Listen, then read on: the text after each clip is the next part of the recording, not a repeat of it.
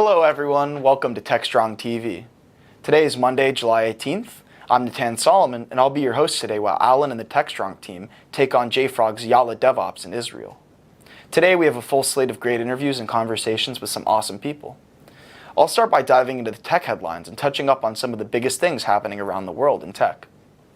Then, we have an interview with Alan and Borja Shaknovich, who is the CEO and co-founder of AirSlate, a workflow automation software company.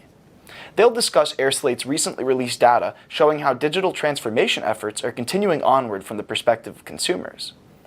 Next, we'll turn back to RSA Conference from last month, where Alan interviewed Michael Mumshaglu, who is the CEO and co-founder of CardinalOps, a security vendor that provides a SaaS platform. Its platform delivers AI-powered detection content and metrics, and it protects against meter attack techniques. They also discuss CardinalOps' recent research report that measured effective implementation of tools by reading the data collected from production systems. We then have an interview from KubeCon Cloud NativeCon in Valencia, Spain. Alan is joined by Satya Sankaran, who is the Chief Operations Officer for Catalogic. In the interview, Alan and Satya talk about establishing cyber-resilient Kubernetes backups, which has become an increasingly hot topic recently. Afterwards, we have an episode of Techstrong TV Today with Alan, Mitch, and Mike Rothman. We recently welcomed Mike Rothman to the company as Chief Strategy Officer and GM of Techstrong Research, which is super exciting for everyone here at Techstrong. In this episode, the trio discussed some macro-level technology issues, as well as the impact of the economic slowdown and potential recession on VC funding. We'll also be airing part 1 of an episode of The Haunted Hacker with Mike Jones. In this part, he'll be discussing the angel investor, entrepreneur, and brilliant mind known as NATO. They'll be going through NATO's story and background, so you definitely don't want to miss it. Then, we have back-to-back interviews with Charlene at RSA Conference. First, she talks to Lou Crocker, Director of Customer Engineering at Digital AI, about how they are consolidating 5 companies with the intent of bringing value stream management to the market. Next, she welcomes Nikhil Gupta, CEO and co-founder of ArmorCode. They chat about ArmorCode's AppSecOps platform, which provides a complete solution for application security posture management, universal vulnerability management, and DevSecOps automation. Finally, we have View with Vizard. Mike has a fascinating discussion with Norris Ismail, Managing Director for Breakwater Solutions. They dive into what organizations should expect once the American Data Protection Act becomes the law of the land in the US. That's what we have coming up for you here on Techstrong TV. Let's get the show started. Enjoy. Looking for a live conference focused on the tools, technologies, and practices most important to your business? Innotech conferences are live one-day business and technology conferences highlighting the latest in trends for IT leaders, developers, and IT professionals. Each event combines education, innovation, peer-to-peer networking, and the latest technology and business solutions for a diverse IT-focused audience. Innotech conferences occur throughout the year in strategic regional locations, bringing together technology professionals from various industries to learn about the solutions, practices, and tools impacting their day-to-day work and gain insight into what's to come. Presenters at Innotech conferences are selected and curated to ensure each session provides the most up-to-date and relevant information without any hype. Whether you're interested in digital transformation, cybersecurity, cloud, IT leadership, or DevOps, Innotech conferences deliver. 2022 events are scheduled to be held in Austin, Dallas, Oklahoma City, Houston, and Washington, D.C. Innotech conferences are produced by Techstrong Live and powered by Techstrong Group.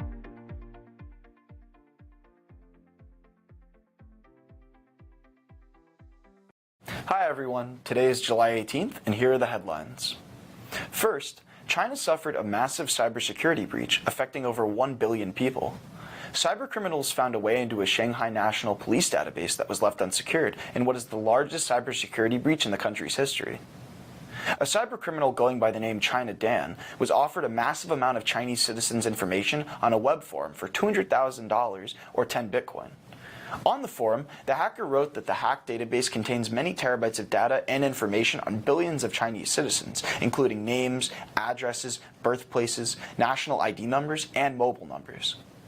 According to cybersecurity experts, the data located on the server was securely stored until hackers arranged a gateway, allowing for the server's firewall to be breached.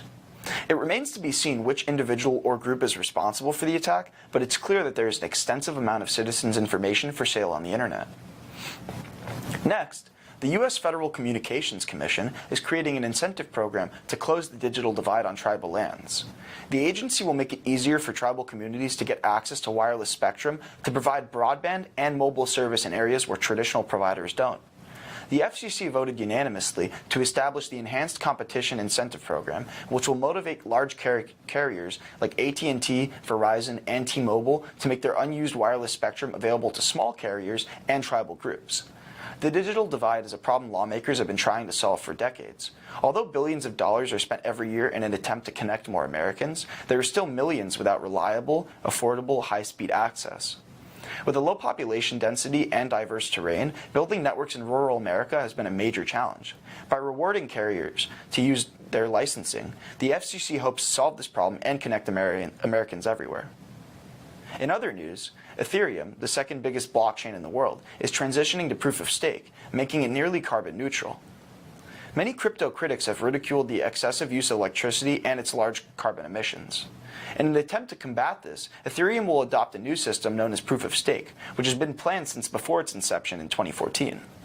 When proof of stake comes into effect, miners will no longer have to solve cryptographic puzzles to verify new blocks, severely changing the environmental impact of the crypto. This could have a variety of impacts on the price of Ethereum, which is already down nearly 70% since the beginning of the year. Many hope that the change to proof of stake could vitalize the crypto, but only time will tell. Next, a new iron catalyst could make hydrogen fuel cells affordable. In a study published in Nature Energy, scientists describe how iron can be combined with nitrogen and carbon to produce a catalyst that is efficient, durable, and inexpensive, checking each of the boxes set out by the U.S. Department of Energy for fuel cell research. For decades, scientists have been searching for a catalyst that reduces the cost of creating hydrogen fuel cells. Such a catalyst could be revolutionary, allowing the world as we know it to run on a fuel whose only byproduct is water. In the past, scientists have turned to iron-based catalysts, and although iron is abundant and inexpensive, it still doesn't perform as well as platinum. In this study, scientists bonded 4 nitrogen atoms to the iron, creating the most efficient iron-based catalyst to date. The durability rate of this improved iron-based catalyst even came close to the platinum group catalyst, marking a massive breakthrough and leading us one step closer to affordable hydrogen fuel cells. In other news, Amazon announced it would create more than 4,000 permanent jobs in the UK in 2022, defying job cuts that have made their way around the entire tech industry. The jobs will fill needs for software development, product management, engineering, as well as operational duties in fulfillment centers, sort centers, and delivery stations. Additional staff will be added in regions across the UK, including Wakefield and Knowsley in northern England. The hirings will bring Amazon's permanent workforce in the UK to 75,000, the company said. With rising inflation and higher interest rates, many are surprised at the move by Amazon. Major companies like Microsoft, Netflix, and Robinhood have went through hiring slashes and taken other cost-cutting measures, but Amazon appears to be weathering the storm in a different way. On Security Boulevard, we have an article talking about researchers from Google's Project Zero, which examines and analyzes zero-day vulnerabilities. The team, which examined 18 zero-day vulnerabilities exploited by hackers this year before a patch was available, found that half those vulnerabilities were caused by poor software fixes. The article argues that those vulnerabilities could have been avoided if software vendors had been more diligent in developing and testing patches. Finally, on Digital CXO, we have an article that poses the question: will the metaverse be the future for hybrid work? With companies around the world shifting to remote and hybrid work, it seems it may be here to stay with newfound satisfaction and productivity. However, the metaverse provides a unique opportunity that can make hybrid work feel realer than ever before. The use of avatars in the metaverse would enhance employees' experiences with a new sense of realism. However, there are still productivity concerns surrounding the shift to a metaverse hybrid workplace, just as there were during the initial shift to remote and hybrid work. And that's today's headlines. Thanks for watching. This is Techstrong TV. Hey everyone, welcome back here to Techstrong TV. I've got a new company, a founder CEO to introduce you to here. Well, it's not a new company per se, it's new to our audience. His name is Borya, which is kind of a Russian shortening of Boris. Borya Shakanovich, and I hopefully didn't mangle it too bad, but Borya, you sell it better than I. Boris Shakhnovich, yes. Very nice to be here. Thank you for inviting me. It's a pleasure to make your acquaintance. Thank you. It's a pleasure. So, Borya, you know, we should start off with a little bit about you and then a little bit about your company. Sure. So I am an accidental entrepreneur. I was educated as a scientist. I did my PhD in Boston University in bioinformatics, and then I became a professor there, and then moved over to Harvard and started my first company, which was called I Am Scientist, which was a professional network for researchers. In 2008, after I left academia, that didn't work. Great, idea to change the world, but a really bad business. And then in 2011, I joined the founder of at that time called PDF Filler. That was a product. And that was a company that was doing a sort of cloud-based PDF editing solutions. And when I joined, it was just one person, and we bootstrapped it over the next 4 years from 2012 to 2016 to about $16 million in revenue and 130 people. And that's when we had our first round of financing, Series A, from General Catalyst. And that was the beginning of the sort of the future growth of the company and the transformation of the company from a single product company to a multi-product portfolio company aimed at process automation, middle office automation, business automation in general. And that's when we bought a company called SignNow, which was an e-signature solution. Over the next couple of years, we also built our flagship product called AirSlate, which is really a no-code RPA solution for automating business processes and integrating them into cloud systems of record. And ever since then, we've been growing. And so now we are 1,000 people serving over 1 million customers, everybody from mom and pop shops to Fortune 500 companies, many Fortune 500 companies that use our products. And we continue to grow and innovate and, add to the portfolio of products. We also added recently U.S. legal forms, which is the largest library of legal forms and documents, and other products as well, with the aim of building an end-to-end solution that allows non-technical users to be able to essentially create IT-light solutions that is the lifeblood of the business, which is business processes, user interface design, customer relationships, and back office integrations. What a great story, man! Congratulations to you. Yeah, That's excellent. I just want to make sure people out here don't get confused because you mentioned a few different products. The official name of the company now, though, is AirSlate, or it's PDF Filler? No, it's the official name of the company is AirSlate, and it has 5 products: PDF Filler, SignNow, AirSlate, U.S. Legal, and then a couple of other ones. But yeah, these are the 4 major products. So. I could relate. I started this thing as a blog for DevOps.com, and then started Security Boulevard, which was always my passion and background anyway in cyber. Then Container Journal for Cloud Native and Digital CXO. And so we have all of these brands, and we were known as Media Ops. Then I started this TV show here called video show. It's not really TV. Techstrong TV. And went through the whole thing, and you might have had a similar thing. We hired the fancy Silicon Valley agency to try to get your branding right because you have all these different products. And they were supposed to, we paid them, to come up with a new name for the corp. And they said, you already have a great name, Techstrong. Use that for the whole thing. So we wound up as Techstrong. But it's funny, when you grow organically a bit like that, these things happen and you have acquisitions on top. It's a great story, though. The other thing, though, in listening to it, Boria, is, right, you happened, it sounds like you guys were in the right place at the right time for a couple of different sort of macro trends, which you helped enable and in turn probably put wind in your sails, right? One was this whole no-code, low-code thing.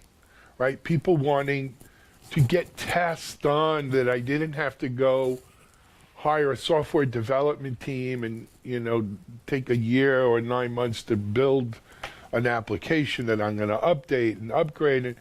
I want to make it happen now. I want to, so no code, low code is certainly a huge kind of wave that you guys are riding. The other thing is just the whole transference of paper to digital. You want to call that digital transformation, right? It's funny, I forgot if I was on LinkedIn yesterday, someone put up a meme. It was that old manila envelope. Remember the old manila envelopes with the ties? And there was like lines, and you would say, okay, it went from Boyer to Allen, and then I would cross out Boyer's name, and I would write the next person I'm sending it to, right? And that was inter-office communications, circa 1986, right? And think about where we are now. I mean, you empower that. Yeah, absolutely. I mean, look, I think that a lot of the great IT companies that have been built over the last 40 years have been built on business process automation. ERP companies, Microsoft built their business on top of that in a very large respect.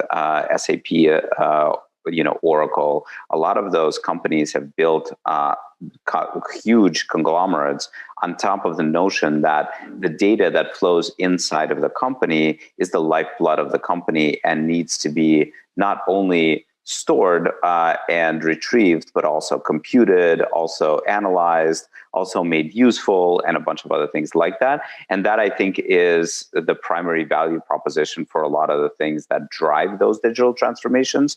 And then the other part, like you said, I think that automation is a large part of what's driving digital transformation as well, right? I mean, I think that we as a macro economy always strive to be more efficient, and automation is the basis for that efficiency, right? I mean, efficiency comes from automation.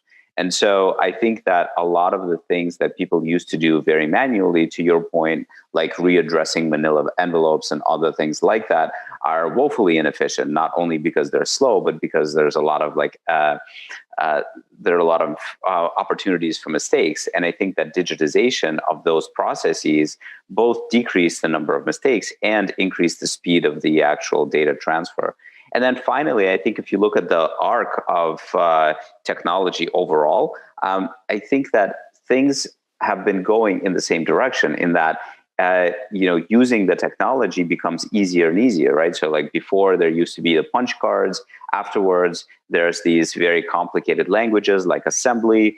Then there are easier languages, but still were very complicated like C. And then people went into other kind of scripting languages like PHP and other things like that. And what that does is it increases the number of people that have access to technology and that can do that technology. And I think the no-code movement is a lot about that. It's the democratization of technology in the same way that's been happening over the last 50 years that allows many more people to participate in the technology revolution, and not only participate, but also benefit from it in that they themselves become much more valuable as parts of that economy, and valuable not only to themselves, but also to their employers. And so I think a lot of the mission of the company is about that democratization of technology, especially in the middle office and for white-collar workers, that allows them to create much more value per unit time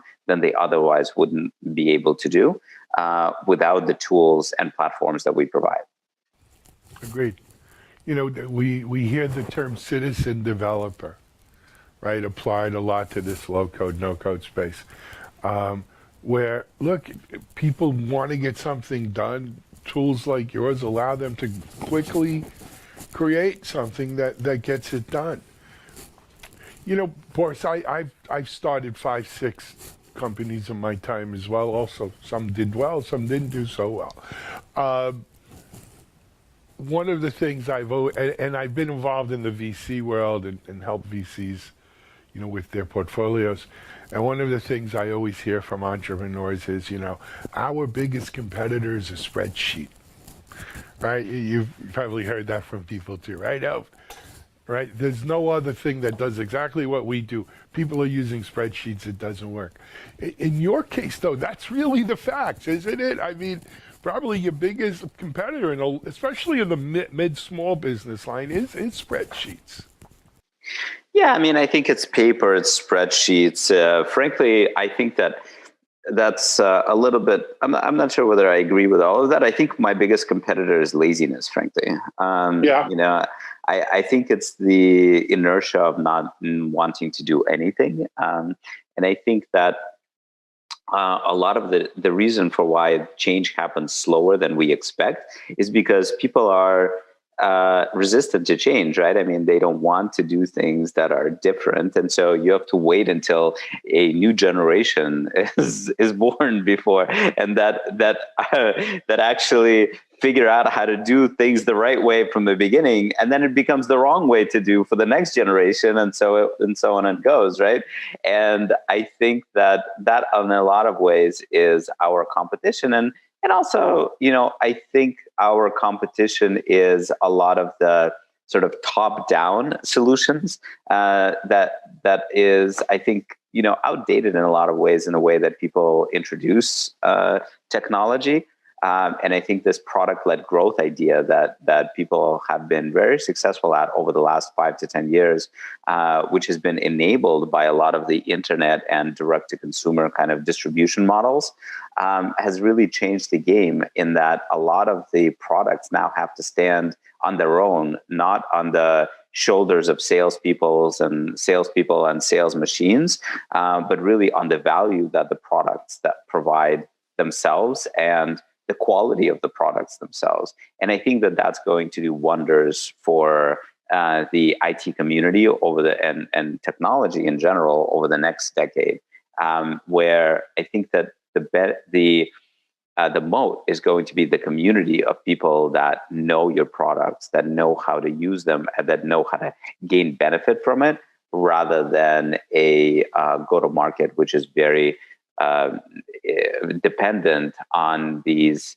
you know, sort of corporate sales processes, where the whole corporation has to implement a certain product, rather than the user of the product decides whether that product is good for them or not.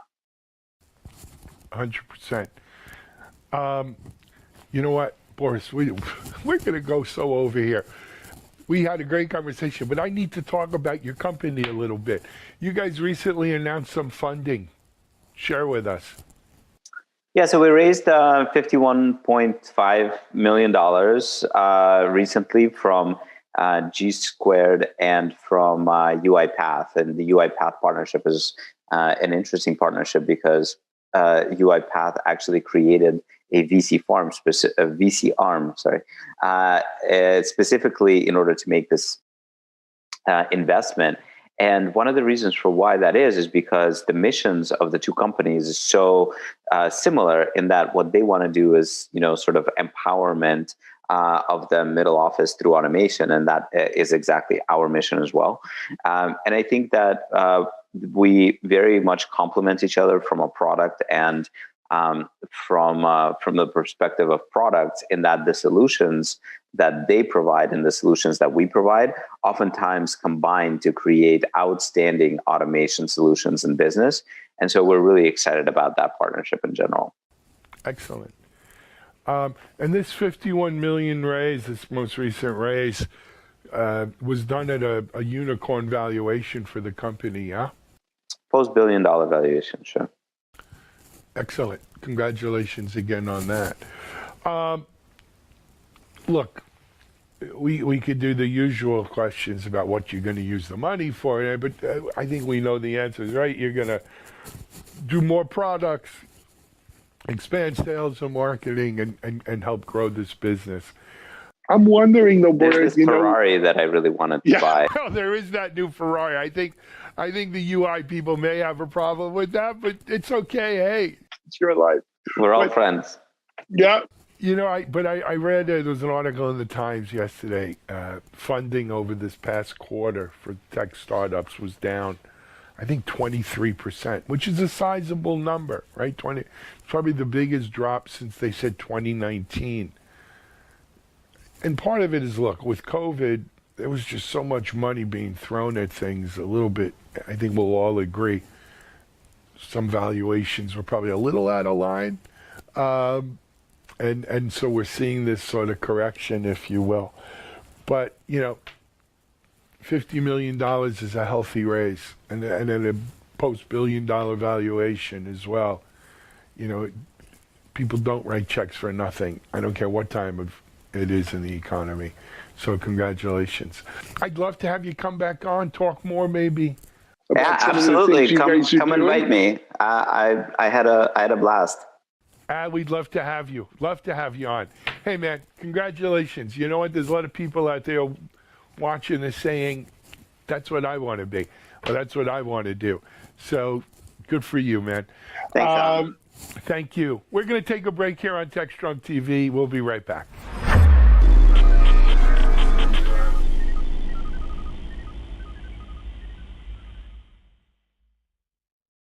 SecurityBoulevard.com is the leading resource for news, analysis, and education on challenges facing the cybersecurity industry. SecurityBoulevard.com covers all aspects of cybersecurity, including data security, DevSecOps, cloud security, application security, network security, security threats, and more. SecurityBoulevard.com has the largest selection of security content, featuring breaking news, blog posts, podcasts, and more. Visit www.securityboulevard.com to learn more. SecurityBoulevard.com, home of Security Bloggers Network. Techstrong TV. Hey everyone, back here live at RSA Streaming. We're in Moscone West. It's about 2 o'clock in the afternoon, so getting a little later on the East Coast. And it's probably good in evening in Europe and Asia. But wherever you're watching this from, thanks for joining us. Our next guest is Michael Munchkalu. Close? Yeah, close enough. Close enough, thank you. A Turkish name, but we'll call him Michael. Yep. Michael is the co-founder of Cardinal Ops, right? And this is a company we haven't featured before. One of the great things about being here at RSA is we get to meet, for us, new companies and new people. Michael, welcome. Give us a little background on Cardinal Ops, if you don't mind. Yeah, of course. Actually, Cardinal Ops was founded in RSA of 2020. Really? Yeah. The last RSA? Right, the last RSA in here. person. So it's great to be back and meet everyone in person. Absolutely. Yeah, and we are, so Cardinal Ops kind of in a sentence is looking to help organizations operationalize the security tools they have, their security analytics platforms, their SIMs, their EDR and XDR And platforms. there's been millions and billions of dollars spent on them and not being used. Exactly, and they're not seeing that return. They're frustrated for how much care and feeding is required to make those platforms effective. So we help them identify the gaps and remediate them so that they're prepared for the next attack by making their tools more effective. So is this done via some sort of SaaS app? Is it a personal, like professional services? How does it work? Right. Yeah, great question. So we basically build a SaaS platform. It's a product that is that platform connects through APIs to your existing tools, and then starts to query them, understand how are they configured, how are they deployed, how are they operating, how are they integrated into one another, and then is able to detect the misconfigurations and gaps that would lead to to a next attack not being detected due to that poor implementation. That the platform can then use the same API to push the remediations, to fix those tools, to make them have the right rule set in place, be properly configured in terms of having the right data, parsing that data correctly, and having everything required to really leverage the full potential of those tools. Great, love it. So Michael, so you're co-founder, Yeah, indeed. CEO, Yes. but this isn't your first company. Right. And you say it was founded, launched RSA 2020, so about 2 years ago. Give us kind of the story. What's the backstory here? What came about for Cardinal Ops here? Yeah, of course. So kind of started my career back in the Israeli intelligence, where I also met my co-founder and CTO, Yair Manor. After that, in 2011, I founded my first cyber startup called Light Cyber. Sure. LightCyber was one of the first behavioral analytics companies detecting attackers and enterprise networks. It was actually also an Innovation Sandbox finalist in 2014. Wow. And That was early for the sandbox. yeah. And Right. in 2017, we were acquired by Palo Alto Networks. That technology eventually became what's known today as Cortex XDR. So in the process, we launched a new product line and also defined the XDR category in the market. So it was amazing 3 years there. Learned a lot and it was a great experience. But then, I realized I wanted to start over again. Do more. Right? Do more and solve more problems. And I think a theme that really recurred throughout all those years in the industry was what we really see how customers are struggling to implement the security tools they're buying. So they're, a medium enterprise can have 30 or 40 or 50 different tools. Shelfware. Right. And operationalize so much technology is a huge challenge. And what we've seen also is that work today is done exclusively manually. There's basically the complexity is rising, and the number of the infrastructure you're trying to protect is extremely dynamic. The threat landscape is constantly evolving. The number of tools is growing. The complexity of those tools, etc. So just trying to solve that in manual ways is just cannot keep up with the rate of change. But you know what? To be fair, this is not a new problem, right? That is true. I've been in security 25 plus years. I remember when SIM first became like a thing.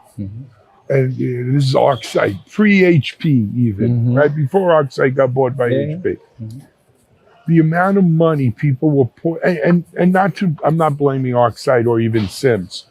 I saw it with firewalls. I saw it with UTM. I saw it with IDS, IPS. I saw it with vulnerability management. I saw it with DLP and just about every security technology. They sound great. It's a shiny new silver bullet that people advertise as solving the security problem. People plop down, they get budget, they buy these products, and then either they didn't budget what it costs to truly implement.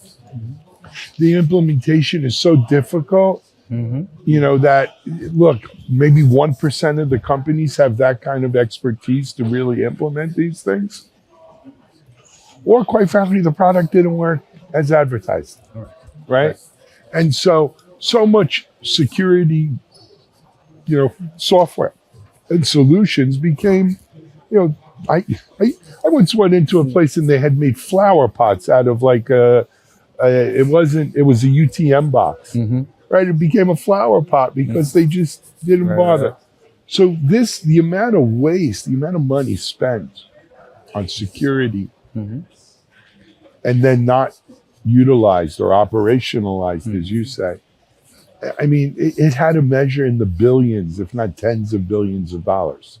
And that's really what's driving us is the opportunity here to make a big impact. We're seeing the starting point is that roughly what we're hearing from CISOs is that they're leveraging about 20% of the capabilities of their tools. I think that's about right. So kind of our potential or our promise and our mission is to kind of 5x that to bring them to real. Look, but here's the thing, your potential is 5x. If you 3x'd it, you succeeded wildly beyond anything that we've had today.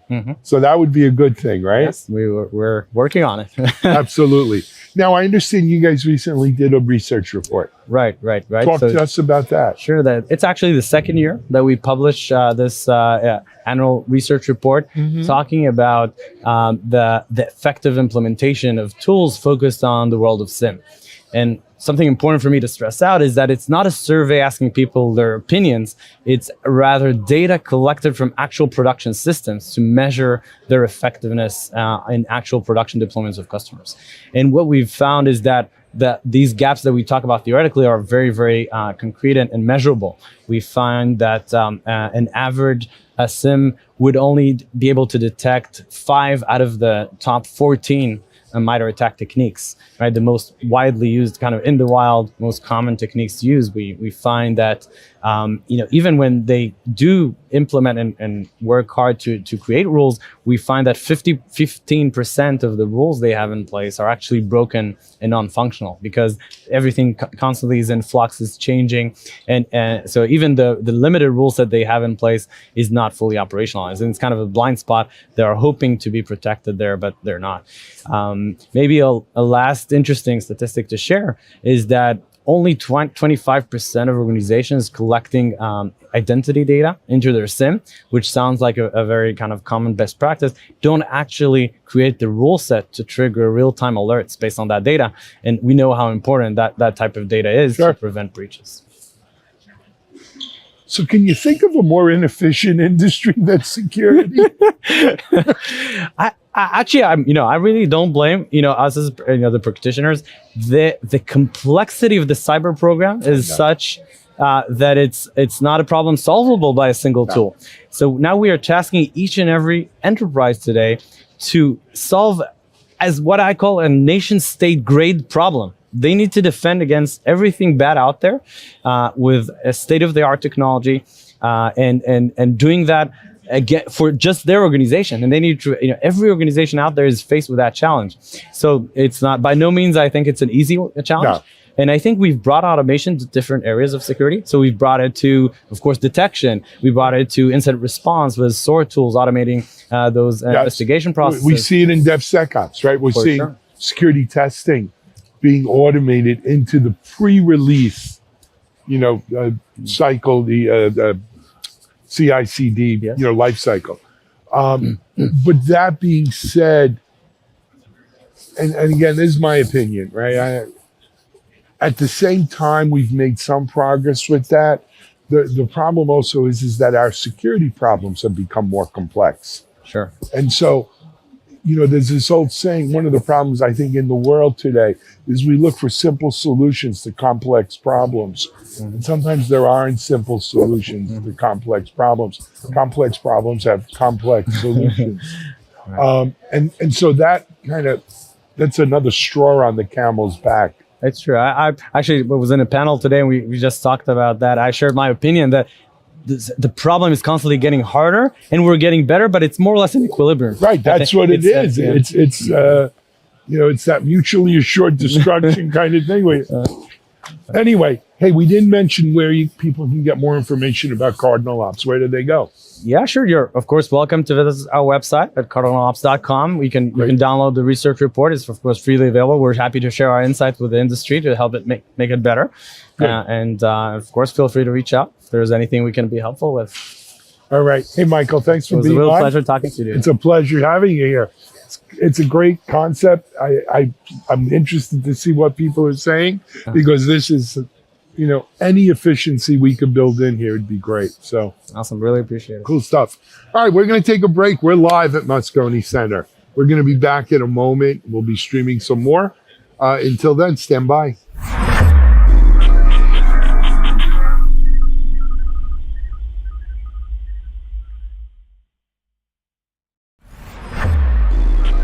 This is Digital Anarchist. Hey, we're back here live at KubeCon, Cloud Native Con, Valencia. We are in Hall 1. Traffic is picking up again. I guess sessions might have just ended. It is a lot of buzz, a lot of people out here. We're happy to be here. My guest for this session is Satya Sankaran, and welcome. Thanks for having us. Thank you. Satya is with Cloud Casa by Catalogic? Yeah. Correct. Yeah. All right. Satya, if you don't mind, look and tell our audience, tell us about the company, maybe a little bit about yourself. Yeah, I'm Satya. I'm the founder and GM of Cloud Casa. Cloud Casa is a backup as a service player in the Kubernetes ecosystem. We're a cloud-native backup service that essentially eliminates the need for a separate backup infrastructure in Kubernetes for Kubernetes users, right?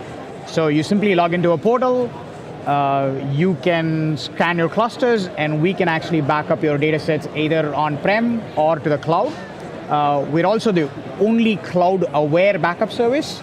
So we don't just understand Kubernetes. We're also the players that can understand your EKS service and the AKS service, and leverage that for delivering centralized management, compliance, which is a big part of what you do in data protection, and also deliver cyber resilience to make sure that you are protecting your critical data assets, but also configured it correctly, because it's so easy to misconfigure something in the world of Kubernetes, so many moving parts. So we deliver all of that as a service so that without having to maintain a separate backup infrastructure. Got it, love it. Now, so you're the founder of Cloud and general manager of Cloud Casa. That was acquired by Catalogic? Is that the situation? Yeah, it's a case of a startup within a startup. Ah, right? Okay, I love those. I was the chief operating officer of Catalogic, and we were building copy data management products. That was very storage aligned. In fact, our DNA is really building products to partner with large marketplace. Got it. So we had an in-place copy data management product that was acquired by IBM in May 2021. That acquisition was foreseen by a lot of us. And that was also around the time we were investing heavily internally on making our backup applications run as microservices, containers, and so on. So we were adopting Kubernetes. When we were adopting Kubernetes, we realized that getting started with Kubernetes is a lot easier than managing Kubernetes down the road. No doubt. So there are a lot of data challenges out there. We do backup and restores well. We've done backups and restores for all the way from mainframe to storage integrated NoSQL databases. So we kind of follow wherever the data is, and we see data kind of flowing into the world of Kubernetes. So we built this Cloud Casa product line, should really be called a service line, right? So we built this Cloud Casa as a separate business line because the audience that we sell to is very different. Yeah. It is a developer-focused ecosystem community. We were selling to mostly IT folks and storage folks in the other product lines. So to us, it just made sense that one, we were adopting a different service model for delivering our to a different technology. audience. Yeah, and to a different audience. So it made sense for us to kind of align our branding with the target we were reaching out to. So that's why it's a separate business line within Catalogic, and it's a great case of actually being in a company that has been there for 20 years and actually building a product and service from ground up. And those opportunities don't come very often, so it was exciting. So what I find interesting though too is, look, there are a lot of people who say, oh, backup service? Yeah, old hat. Yeah. We've been doing backups, on tape, on mainframes forever. Backup is boring. Backup is boring. But, well, number one, it's necessary. But number two, even in this world, cloud native world, there are new applications for essentially backup that are now aimed at new audiences, as you mentioned, like developers, like Kubernetes operators and so forth.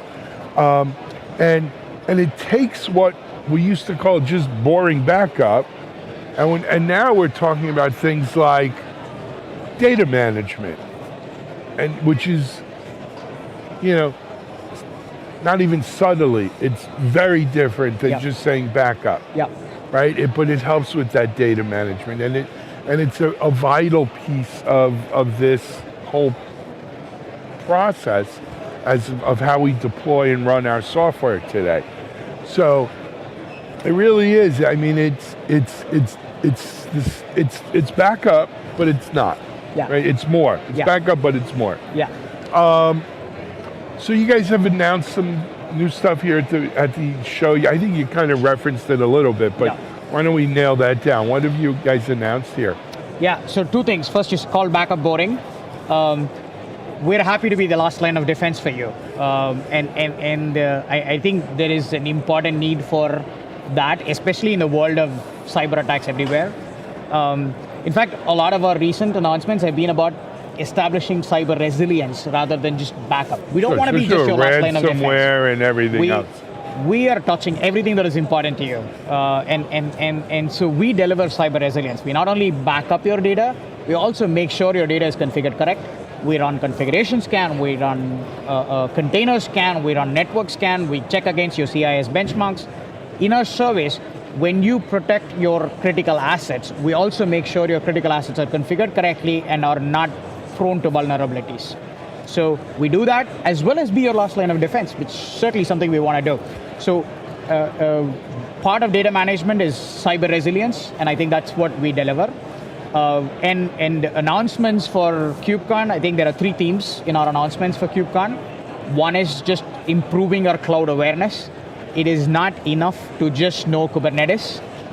Most of Kubernetes is now running in the cloud. Kubernetes is being developed as the operating system for cloud. A lot is about taking advantage of the ephemerence and the elasticity that is provided in the cloud, right? So we already support native integration with AWS EKS, Sure. which means we can talk to EKS, we can see all your clusters in one place, across all your accounts and all your regions. And we've expanded that capability to AKS as well. So we can now talk to the Azure Kubernetes service. We can see all your Azure clusters across different data centers and regions, across different accounts in one place. What does it deliver? Centralized management, so you can actually see everything in one place.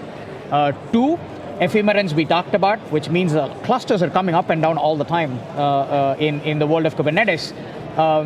And what you see with us is we can actually sync with your environment, right? Because we can talk to the parent service, we can see when a new AKS cluster comes up, we can see when an old AKS cluster gets moved. And these things happen so often that I think being able to be in sync with your cloud accounts is very important. Absolutely. 3, we know how your cluster is now actually configured, right? Kubernetes itself has an envelope on top, which is what is used by AKS and EKS. So we know how your AKS clusters are configured. We actually back up that metadata as well. We not only back up what is inside Kubernetes, we also back up how a cluster is configured. And that information is also protected. So when we restore, we can spin up a new cluster automatically in the same service that looks just like what it was when we backed it up. Today, all our other products out there require you to have a functional cluster created first. You have to configure the network, you have to install the agent before the first byte moves from the cloud. Who's got time for that, right? So a lot of what we do is to ensure, because we can now talk to the cloud provider, because we know how your cloud cluster is configured, we can leverage that information and simply bring that up quickly on the other side. Well, you know, look, if these kinds of things at scale, we can't afford the learning curve. We can't afford to say, hey, go here, let me tell you about my infrastructure, let me tell you about my config. We need things that are almost kind of self-aware, if you will, that go out and do their job. They figure that out and just get it done. You know, my friend Brad Feld used to call that auto magic. Yeah, right? Exactly. Like, I don't know how it works, but it works. It just works. It works. I just want it to work. Yeah. This is something that I need done. I need it to work. Yeah. And that's it. And then if you can make that happen, you've got a beautiful service. Yeah, So, in our ecosystem is all about, Kubernetes is complex. Let's not run away from that, right? So many moving parts. there's no denying. Yeah, no denying that. So I think part of what our ecosystem players like us need to do is really make that technology more accessible. Because that's what's going to make it happen. Yeah, like because you mentioned, I it's don't know not. how it works, but it just works. And I think that's the state we wanted to go That's to. what I want. Yeah. Exactly. Yeah. Hey, man, I want to thank you for joining us. You know, we didn't mention, where do people get more information? Yeah, just go to cloudcasa.io. Cloudcasa.io. Yeah. CLOUDCASA.io. Yeah, it's your smart home and cloud. I love it, man. Thank you. Thank you very much. Hey, we're going to take a break here in Valencia. We'll be back in a moment with more great interviews and information. It's a great event. We'll see you soon.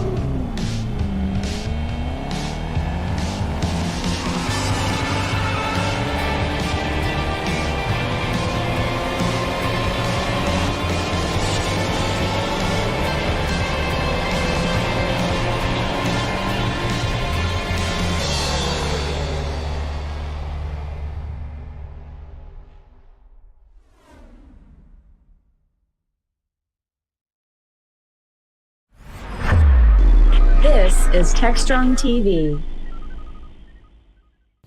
Hey everyone, welcome to Techstrong TV today. I'm Alan Schimmel, if you don't know, founder and CEO of Techstrong Group in general. But forget all that. I'm really happy that what a team we've got here today for you to talk to. To my far left, you probably already know Mitchell Ashley. Of course, Mitchell and I have worked together a long time, and Mitchell's CTO and the principal analyst at Techstrong Research. Speaking of Techstrong Research, this guy here, really, well, if you've been following Techstrong or Techstrong News, you know we announced it just last week. Mike Rothman, a longtime security insight, Securosis, Disrupt Ops, security luminary. I think that was the word we used. It is. Luminary. It's I wanted to embarrassing. stay away from things. Honestly, my mom was just like, "Oh my God, he's a luminary! He's a luminary!" She was so excited. She waited a long time for you to start to glow. She did. She did. But he was a late bloomer. Anyway, we're really happy to have Mike Rothman. You don't know the half of it, man. You know that, right? We don't want to know if I want to know that half. That's right. But Mike Rothman joins us here today. Also, Mike's GM of Techstrong Research, as well as Chief Strategy Officer at Techstrong. Congratulations, man. Thank you. Hey. Thank you. It's really Congratulations, Mike. so It's a pleasure to have you so on excited here, to be man. here with such good friends. So- I mean, this is great. You know, some of you may ask, what is he doing? What is he doing? Ask that too. What he's Yeah. doing here is, look, I built a nice business here at Techstrong. Mitchell joined in the last couple of years. We built it more. We built a nice channel. What were we missing? We were really missing, we were missing him. No, we were missing a better element of thought leadership, right? Marrying thought leadership to distribution is a big goal of ours. And I couldn't think of, and it's an overused, cliched, bullshit term, but Mike Rothman is a people look to for leadership and thoughts. So hence thought leadership. So Mike, I don't want to embarrass you. Enough said. Welcome aboard. Thank We're you. happy to have you here. I'm excited to be here for Techstrong TV. Let's rock and Techstrong roll. TV today. Techstrong TV today, for those of you who don't It's know. alliteration Yes. week. Yeah. We're going to spend the next 20 to 30 minutes talking about whatever we want. But we each get to pick one topic and we'll explore the heck out of it. So let's start off with a topic Mitchell picked today, and that is around convergence versus categories. So Mitchell, why don't you lay it out, and then Mike and I will jump in. So I live on both the side of consumer of analyst services and also contributing as an analyst, working with Mike and Techstrong Research. And I was recently on a webinar, on a panel, and one of the big celebrations was that the analyst shall go nameless, is they've added this new thing to this category, and now these products are in this category. Of course, we know in the analyst world, we're constantly creating new categories, subdividing things, creating things. You can argue whether that's how they make money, more revenue by creating more categories for us to subscribe to. But what it made me realize is that we don't live in a black and white world. There isn't a product that just does X unless it's coming from a new company out of a startup. They don't stay in their lanes. They do lots of things. An observability product may do multiple things, right? It may have overlap with other monitoring, but also, a PagerDuty kind of application with an analytics package with, you've got to combine those things together. And do we do ourselves a disservice by trying to say, it's that's all it is, and it does that, let's put it in that category, rate it, rank it that way. That's not the world I live anyway. My 2 cents? Yeah. It's because we rush to categorize things, and observability is a perfect example. Mm-hmm. What the heck is observability? Let's take a step back. Why is it that we rush to categorize things? Well, so Mitchell hit on one thing. If you're an analyst, you categorize things, so you create new categories. You kind of invented. I was the guy who invented Zero Trust. Now I work over here and there, right? Not mentioning names. Hi, John. Kindergarten. But or quite frankly, going back, Lawrence with NAC, right? We had a really, all of these things. Yeah, so, Charles, yeah. So analysts definitely have an incentive to invent categories, but also product marketers do. 100%. Right? And because when you're a marketer, you don't want to be the 15th guy. If you're not in the top 3 in your category, get the hell out. right. Well, that's part of the game is get the analyst to create a category for you. That's happened once. Oh, right? okay. You know, that the NGFW with Palo is maybe the first time and most likely the last time that a vendor-driven category was adopted by the analyst whole cloth and drove to, you know, fantastic success. And it was fantastic success, let's just be clear about that, right? So that's not going to happen. But it really is the product marketers who are sitting there looking at, you know, kind of their differentiation, trying to position their company, position their product in an environment where you have, what, 3,000 companies now with, you know, hundreds of billions of dollars of investment, if not more, that is in this space. So that's all about differentiation, right? So these guys have to come up with a new category, but the reality is the only folks that can actually create a category are the ones that have raised $250, $300, $400 million that have the ability to fund a go-to-market force, right? Folks that are in the field that are going to be there beating the drum for a certain topic for a long enough time to get stickiness from that standpoint. It can't be some dude in a garage, right? It can't even be a company that's, you know, I mean, remember, we're old enough to remember, right, when raising $10 million in a Series B was like a lot of money. Big deal. Right? So now to us too. Yeah, I mean, you know, now we have these companies building, you know, or raising for $30 million seed rounds. You're just like, what the, you know, but notwithstanding, to Mitchell's question, right? This is a huge disservice to the rest of the environment because we're trying to draw these shades of gray, some nuance between these products, but the reality is the customers don't think that way, right? Customers think in terms of problems, not your stupid category names. So it's a frustration. I call it the machine, right? The machine is going to do what the machine does. Let me play old white guy, old white bald guy here. Right? There's nothing new under the sun, or very little. Very little. Right? And so, to me, new category. There are rare exceptions. Maybe the Palo Alto. Oh yeah. You know, it's a new firewall. You know, but for the most part, new categories are the result of sharp product marketing folks and analysts who are a little full of themselves, with all due respect to your colleagues That's here. the job description. I mean, but that also goes to the point where why do we have all this overlap in functionality? Because is it really a new category? Or I also think for a truly new category to emerge, it has to go through a seasoning process, a maturity process, where we can clearly see the difference between alerting versus observing versus AI ops, what the heck ever that is anyway, right? And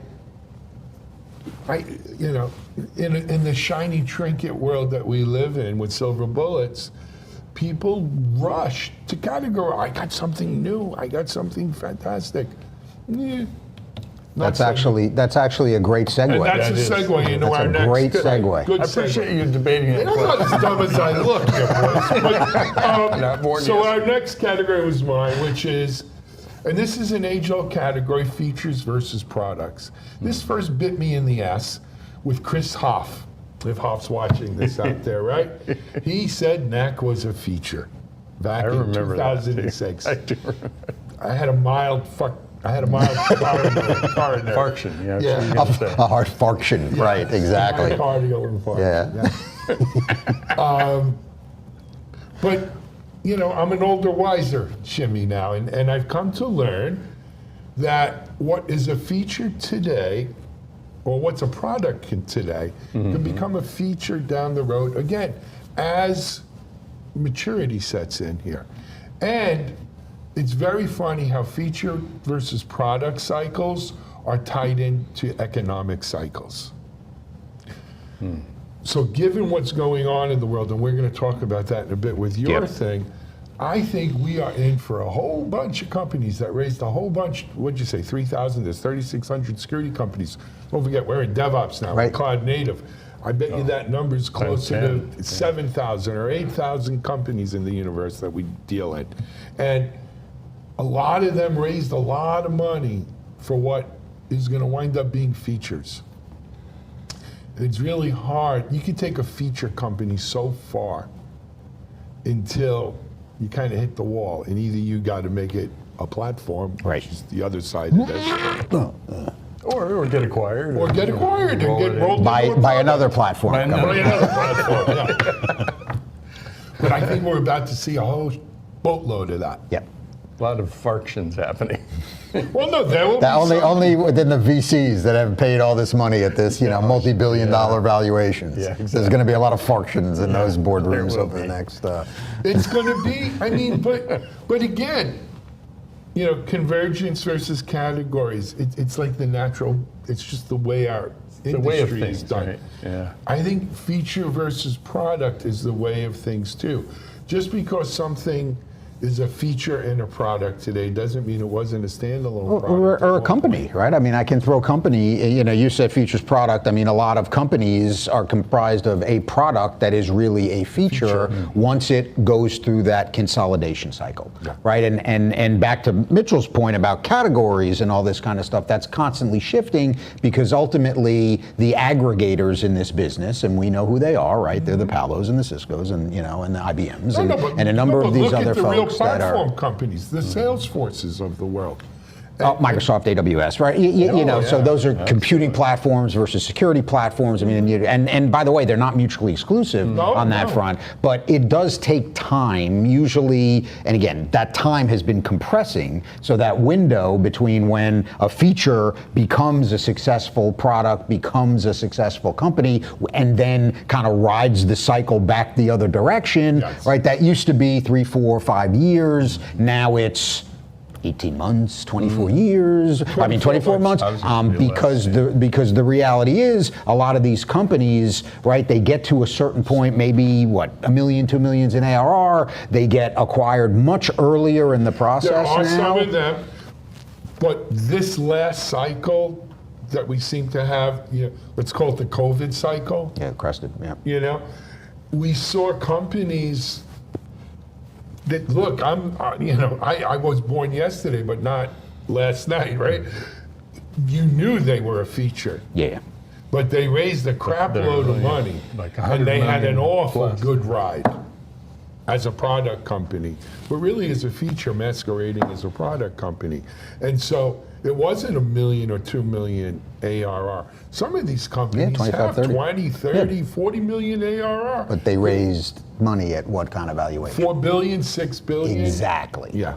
And that's going to be the blood on the street here, guys. Yeah. Right? When those feature companies, product companies become feature companies, and their valuations then start reflecting that because these big platforms say, son, you're just a feature. Right. Well, and blood on the street. And I don't know, maybe we'll have something that we don't have like a WeWork analogy, but maybe we'll have a WeSecurity at some point, right? Where a company comes, or Klarna is the latest one, right? Raised money at 45 billion, just did a round at 6, right? That hurts, right? That hurts. Right, that one's going to leave.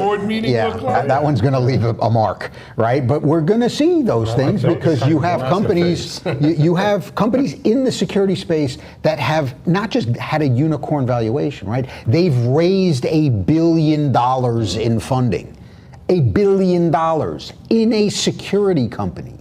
Right, there are 5 or 6 maybe that are north of 15 billion in valuation, right? And you've got these companies that have raised $1 billion in capital with the promise that they're going to be able to do that. And I'm sorry, and that's actually a great segue into the next topic, which is we're about to enter into some kind of macro disruption. I don't know, maybe it'll be a short one, terrible, right? Maybe it'll be a short one, but there's certainly some kind of macroeconomic disruption that is going to, happen. And a lot of these companies, of course, and a lot of these companies are just not going to be able to raise more capital, which is why you're starting to hear about all the layoffs. You're starting to hear about, kind of folks starting to tighten their belts because ultimately they've got to make whatever capital it is that they have last. And then again, you think it seems unkind, right? You have a company that has raised. Might be unkind, but they've the world. raised That's like nature. 300 million, right? They still have 270 on the balance sheet, and they're cutting people because they were spending 15. Yeah. Right? And I'm not too good at math, but we don't have cuddly little dinosaurs to play with. it's true. It's But true. we don't. It's true. We nerds. But in the real world, we have to factor in those kind of things. Absolutely. You know what? I'm going to tell you something. So, again, not that we're in a new paradigm, but this latest cycle was extreme, right? Because we never saw, like you said, we used to think $10 million seed round. What a great job this guy did raising money. We saw a company raise $1 billion friggin' round. How many times I got pitched? Biggest round ever in DevOps. Biggest round ever in cyber. Yeah. That became the thing. $1 billion rounds. It's not I sold a customer something that actually helped them do their job. It was I'm prodigious at raising money. But and we have friends like that. Speaking of friends, I had a conversation with TJ Jermalack, right? I don't know if you know TJ. Yeah.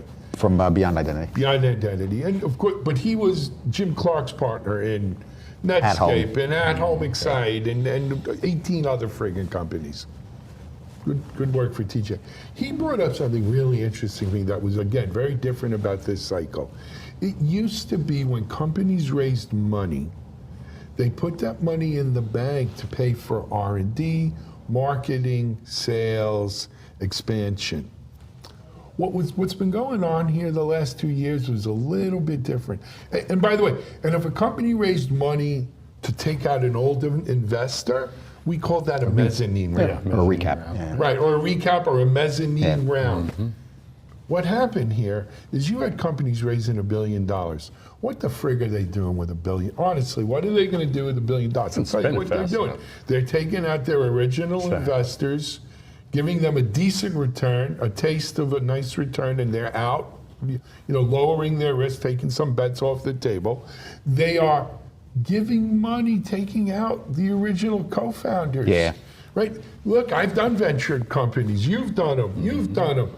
When did you ever get to take your money out before the... I still haven't been able to. What is this? I'm still waiting for my bag of money to show up, right? Where's my bag of money? Right? I don't know. But these $1 billion rounds were used, the funds were used for different purposes than money's been used before. So it even makes it worse, right? So now these companies who can't raise money for the next 2 years maybe, are sitting here saying, oh my God, I just bought that the old investor out for $200 million. I gave my co-founder, he took out half of his equity. I can't get that money back. I'm screwed. So not only am I going from 45 billion to 6 billion, but I ain't got no cash in the bank either. Right, because I've leveraged it up. Because I took it, which shame on the VCs out there for letting them do that. No, come on. That's I mean, these guys, money. They have a fiduciary duty. They wanted a bigger piece of the deal that they thought was going from 45 billion to 90 billion. Exactly. And they're as greedy as anybody else. So don't greedier. Right. Greedier. So don't give me this high and mighty. No, it's not high and mighty.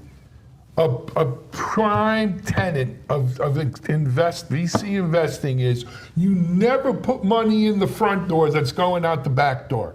They let people take money out the back door. Because they wanted to win the deal. Like, I get it.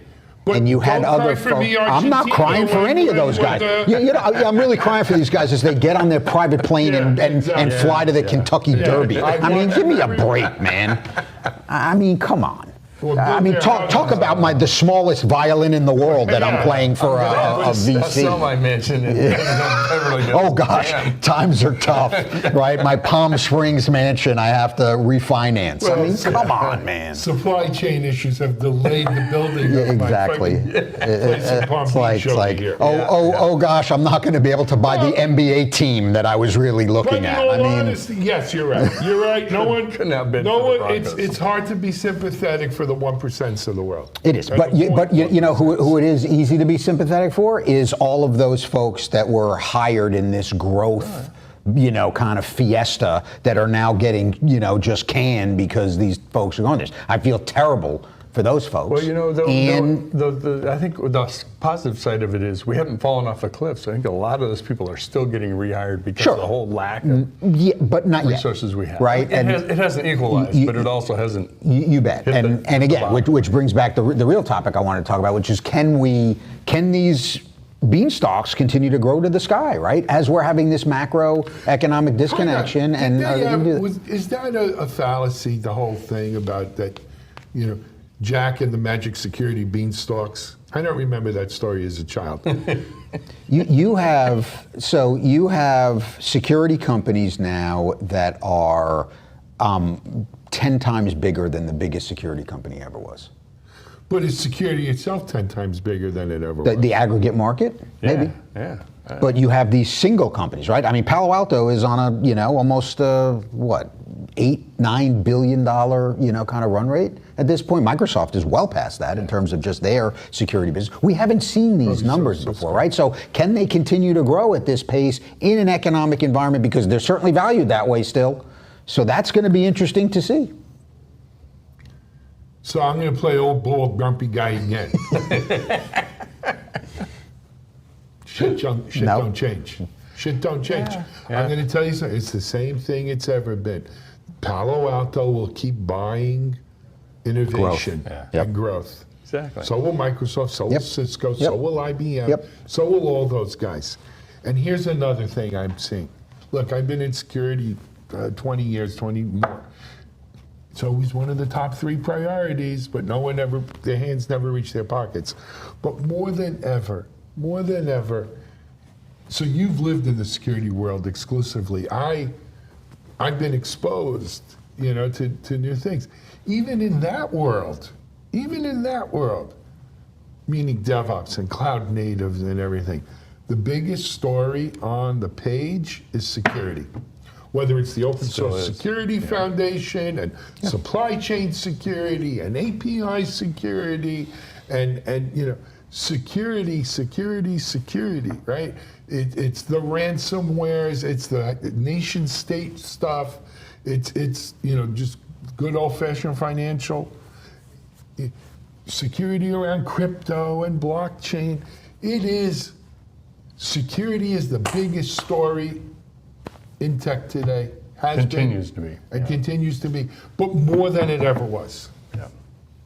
Now, well, we're going to have to pick this back up. Well, we're not going to solve this today, right? We're going to solve it on one episode. No, and again, I mean, I think that we're at a period where, we're going to start to see the companies announcing over the next couple of weeks, right, their Q2 results, and we'll start to see whether we're starting to, kind of level off, or whether it's the results aren't going to be bad. The problem is what are the expectations? Yeah, what are they saying the expectations? But let me just say I know we got to run, but I got to say one other thing. My experience in these cycles tells me that this is also the time you're going to see some hot new security companies starting up. Yep. You will see change. You will see innovation. And that's right. Can't wait to see what comes out of it. So I'm an optimist at the end of the day. I think we have to be. To be in this, that's great. To be in this crazy business for as long as we have, I think you do have to be an optimist. You have to be. I think, look, it's going to be okay. Well, it comes back. We've seen the cycle. We have. We've seen what happens. We have. That comes through. We're old enough to remember when seed rounds were like, $600,000. Yeah. The kids today are like, oh my God, I can't even buy an Aeron chair for $600,000. No, but look, but I'll say it again. Letting people take money in the front door, out the back door is a no-no in investing. I would never do it. Ask the Uber guy or Adam Newman from WeWork or any of these other guys that took a bunch of money out. And I mean, Uber did fine, right? They went public, but WeWork was a total train wreck. I mean, Uber wasn't so fine either. There's a series on that too on streaming. Yeah. That's a whole nother story. Anyway. Hey, let's go. Don't we have like some bro culture things that we got to do for that? No, let's not. Please don't. No. Just came on board. You're going to mess me up. We don't know we have this. Hey, before he gets out of control, this is Techstrong TV today. We're out of here. Thanks, Mike. Welcome. Thanks, Mitchell. We'll see you soon. Coming up with next segment for Techstrong TV.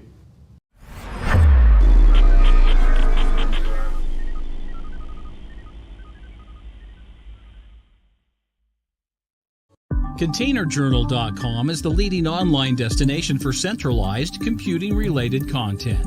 ContainerJournal.com covers all aspects of software containers, from container management, data management for containers, container security, networking for containers, to the entire container ecosystem, Kubernetes, microservices, serverless, and more. ContainerJournal.com has the largest selection of container-related news, featuring breaking news, blog posts, podcasts, and more. Visit www.containerjournal.com to learn more.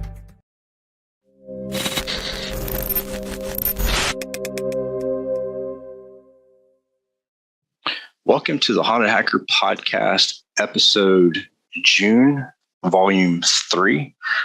Usually I do one a week. This week I've done 3, so we're cruising right along. News for the Haunted Hacker Podcast, business as usual. Things are going great.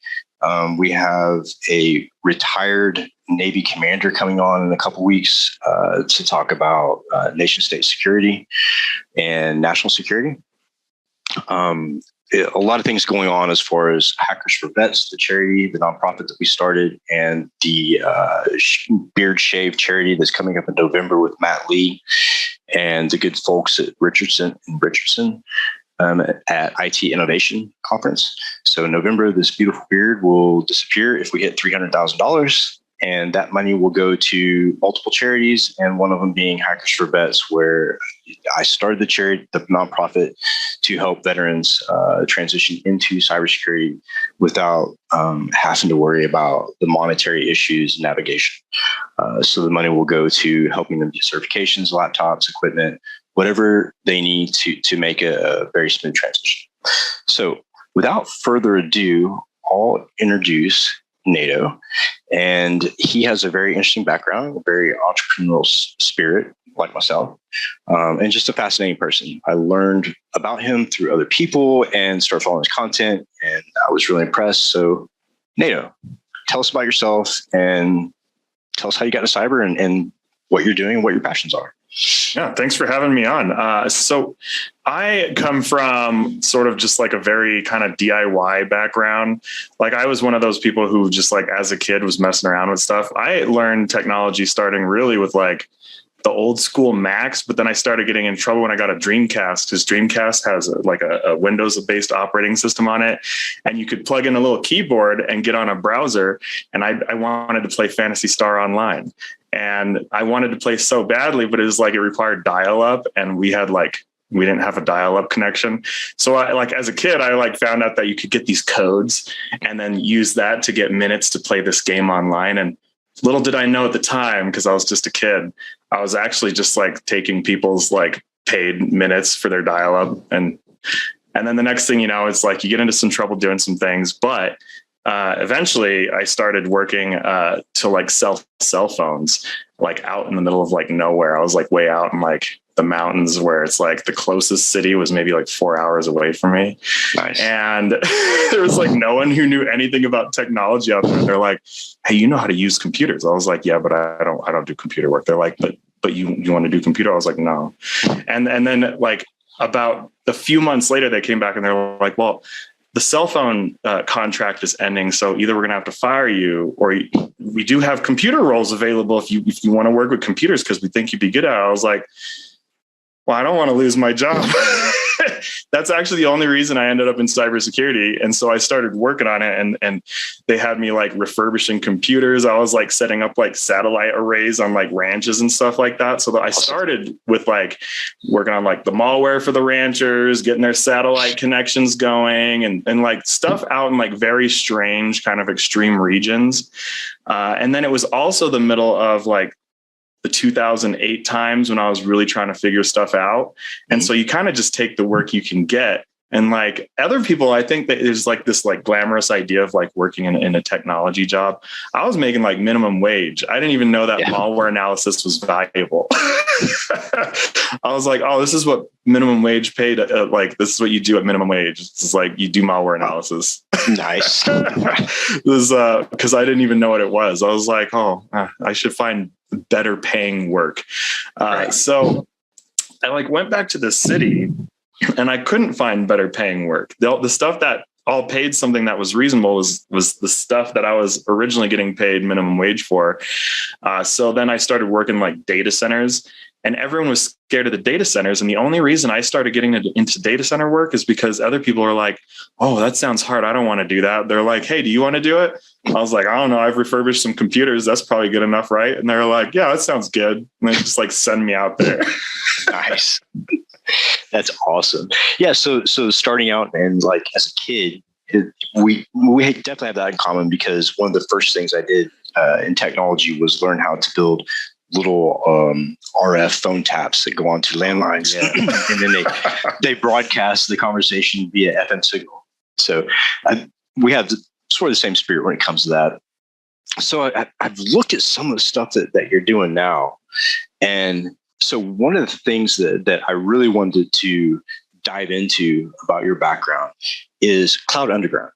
Tell me about Cloud Underground, the idea behind it, what you're doing with it, just kind of the whole concept of Cloud Underground. So Cloud Underground is probably, it sounded crazy before we started it, but it worked. So I had originally started a company called Notia Point, which before that was called like Data Design. And I was like, I'm going to go try to work in cybersecurity and like help educate people and all these things. And what I came to find is like, you can tell people the stuff that'll help them get like right into a job, and they won't listen to that. Instead, they'll follow the sexy marketing, right, and then come back and say, well, I can't get a job. I'm like, I have a direct path that'll tell you how to get there. And they're like, well, but I was told I need to go get these certifications. And so I was like, how about I just let that company run with AI? Because I love AI. It's like a hobby of mine, to the point to where I like use it for if there's some way that I can apply AI, I'm going to do it. So I was like, well, I wonder if I could just like let AI run that company. And so I configured this like AI pipeline using like a number of things. It uses I don't know if anyone knows like how like data arbitrage works, but it's similar to like where's another place where we see arbitrage is like the stock market, like buying and selling trades. Well, you can do similar things with like, let's say that you don't want to host machine learning infrastructure, but you can figure out how to generate like a little bit of cash flow off of something like an application or a product you're flipping or something. You can arbitrage like data sets from like Facebook and from Google and from LinkedIn. And then you can like choose where to like send like what's called like insight tagging over to different things. So I was like, oh, I bet I could just like have AI run the whole company while I go and start a company that solves the other problems that I have with the Notia Point company, which was it was hard to figure out margins because I needed like lower cost infrastructure. Right. And I was like, oh, I know, I'll just talk to some of my top customers and then see if they want to go build some infrastructure. And so that turned into like Randall and like Zach has been on here, who's one too. And they're all like, that sounds like a great idea. Why not? So we were like, we were teaching cybersecurity. So we need a cloud now. So why don't we teach cloud by just building like the infrastructure, and then we can just make it available for the people. And if we make enough money, we can make it free. So we started charging like $150 a month to like sign people up to the dojo. And we're like, come on, we're just going to build a cloud. Let's go. And then we got enough interest, and we got like research partner and stuff like that, and started getting like some deals and some people who wanted to kind of like support our path. And then like Ken was a big part of that. If anyone's heard of like Ken Underhill. And so then we're just like, all right, I guess we're just going to keep going with it. And then after it took about like a little over a year, we actually completed this thing. It's called like a hyper-converged data center. And I was like, all right, well, we taught people how to build cloud by just building one. So why don't we next like just start letting people use it to like, well, now we can teach you how to make a living with the skills, because it's one thing to have skills and it's another thing to know how to make money with your skills. Because my whole thought is like, why don't we get people to stop being broke for no reason when there's like ways to just do stuff? So it's like, well, I'll just give you the cloud, because normally one of the reasons why people have trouble starting companies, and the same challenge at Notia Point, is like infrastructure costs so much, or you need like people to develop these things. I was like, well, I don't want to have to do this over again, ever again. And if I go work somewhere else, I don't want to do it over again, ever again, or like tell someone how to do all those things anymore, because I've gotten to the point where I'm sick of teaching it. How do you not teach something you never want to teach or do again?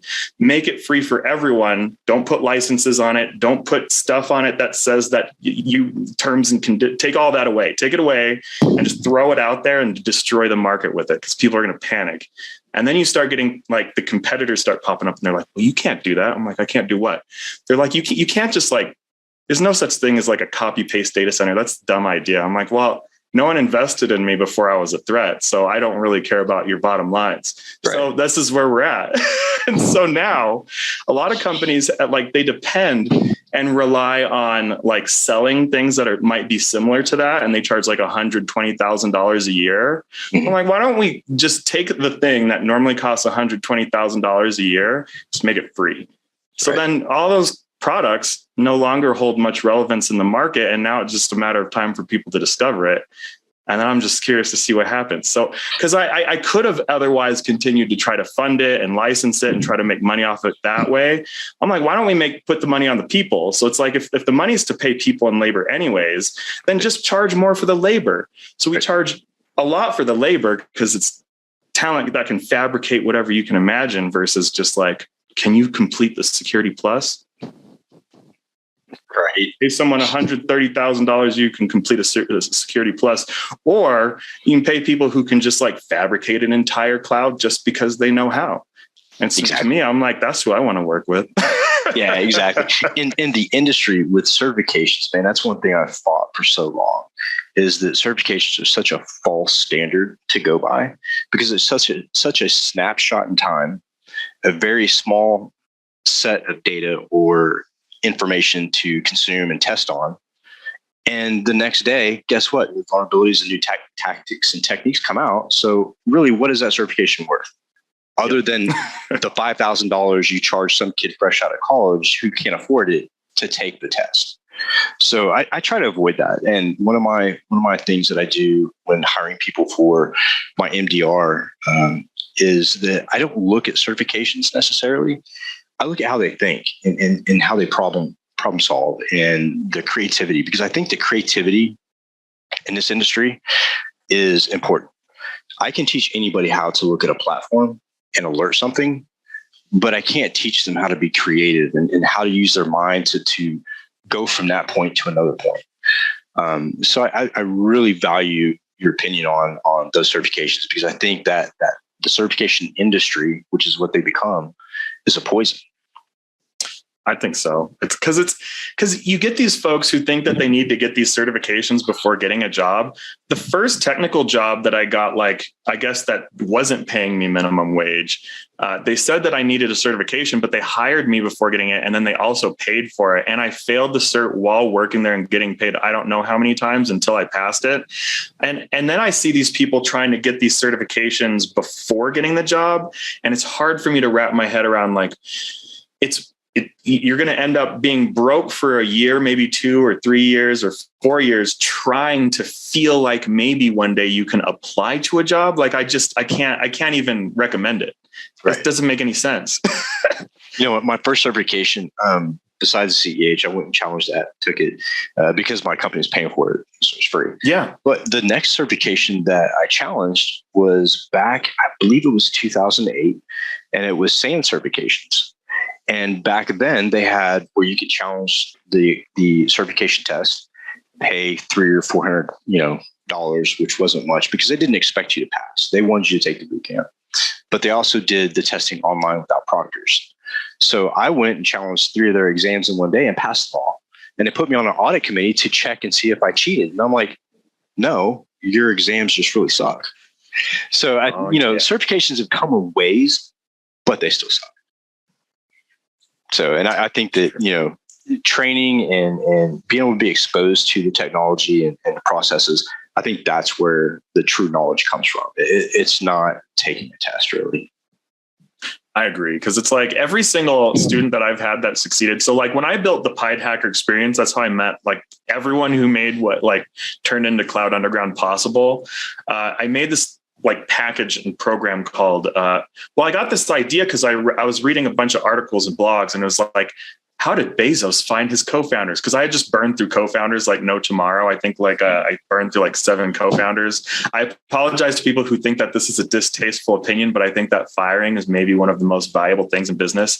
I think the better you are at firing, you'll find significantly more success in life. And I am not opposed to being fired. Let me be blunt about that too. I've been fired. I've had people who disagree with me. I've been part of big layoffs. I've also been a part of causing big layoffs. I've been on all sides of all things. And to me, I just see it as like, it's business, I guess. I don't know. It's one of those natural things. progression. Yeah. Yeah. So like Bezos, how did he find, or at least I don't know if this is true or if it's just what that blog was saying at the time. Because sometimes people say things that aren't true in blogs, but they're like, oh, he hired his best customers. I was like, oh, hiring the best customers. Didn't that make sense? It made too much sense. And I was consulting mostly with Notia Point, but I was like, well, what if I stop consulting and shift to more of a product focus and make the product to like identify the kinds of people who I wish I knew, to like who I'd work with, which usually means you have to like put people through a series of very specific tests to identify them. And so I created the Pied Hacker experience, and because I'm a gamer, I love video games. I'm not going to even pretend like I don't, obviously. It's like games that they'll have like an easy mode and an in between, like intermediate mode. Yeah, you got like the hard mode, and then I really like games like have you ever played like Dark Souls or Elden Ring? Yeah, absolutely. Oh yeah, I love those games, and they like. They're just hard games. Yeah. So I made a mode called Hope for the Hardcore, because I was like, I hope that I find more hardcore is what was in my head when I labeled it that. Because it's kind of like in my own head, like hope for me to find more people who are a little more hardcore than just like, I just am here to complete this thing, and then I'm going to go apply to 4,000 job applications till I get one. One person kept a spreadsheet, took him 4,000 something. It was like 4,002 job applications before landing one. And I'm like, nope, not going to do that. That was not my audience.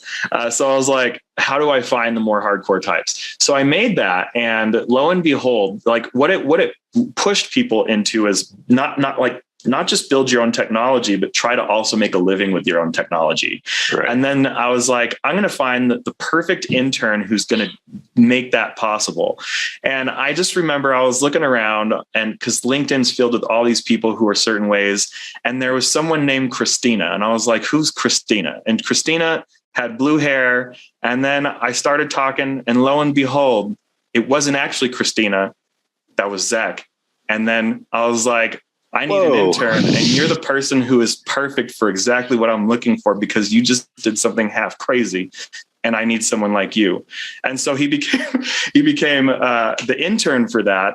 And you always kind of hope that these things might work the way that they did. But not only did he make his own technology from what he learned with that, he went and started making companies started making his own living. And so I helped him start getting some early deals so he could get some cash cycling around. Then he took that money and started making, because that's what you hope people do, is like, okay, look, I don't need to give you too much money, just enough to get going. And will you make something of it? Will you? And he did. And then that's what you hope to find. And then I also found Randall, who's part of the Cloud Underground team. And for me, I'm not that person who thinks that people should necessarily work together directly. You can either be a partner or work with me. I don't really care. However people want to work with me, I just see it as like we're just making some things happen. And if we're getting paid and we're eating and we're feeding our families and growing and doing some cool stuff, hey. Randall joined more directly, and he's like, okay, so he was a big part of like the day-to-day process for building out a lot of the other things. And then Zach too, there's a lot of people who are involved. Then you just get into like the dojo from its journey from like 0 members to like 100 members. And the first 10 members created all of the concepts that I collected. And then the few folks of us who did more of the engineering built what's called a hyper-converged data center. And that's what the Underground Nexus is. Copy-paste data center. That's pretty badass. So when I was talking to Zach, when I interviewed him, and talking to Santiago, and learning about what they had going on, the copy and paste data center, that's pretty fucking amazing. And, just the concept alone, not even the operation, but in the production, but just the concept, I think is foreign to a lot of people, because we're all used to the constructs that are here now and the way things have always been done and the way that the industry does it. But I like that you guys actually step outside the box and like look at things from a visionary standpoint and say, hey, look, I know that you're doing your thing this way. And that's great, because I'm not here to impede that, but I'm doing shit my own way. And I think that takes, first of all, it takes a strong person. It takes someone very intelligent. And like you have the entrepreneurial spirit to actually go out and make that shit work. And I totally get what you're saying about giving money to somebody and really hoping that something comes out of it. But it looks like you've been really successful at that. So it's a weird process. I'd say it's partly luck, because it depends on who you run into. But I also see it as you can increase the frequency of luck with numbers too. Yes. So, and I did hear about the proving grounds, where they can go on to the platform and actually test your skills, and not many people make it through it. And I think that's pretty awesome, because, up until now we've had OSCP that gave that kind of proof that you can do what you do, until they got, pre-smashed and all the answers to the test leaked and had to reform. But still, that concept, I think, is the winning concept when it comes to finding people, right? So back in about 2006, that was my idea. I was running a pen test team for a company called NEC Unified. And I was having such a hard time finding people back then who knew how to pen test and were proficient at it.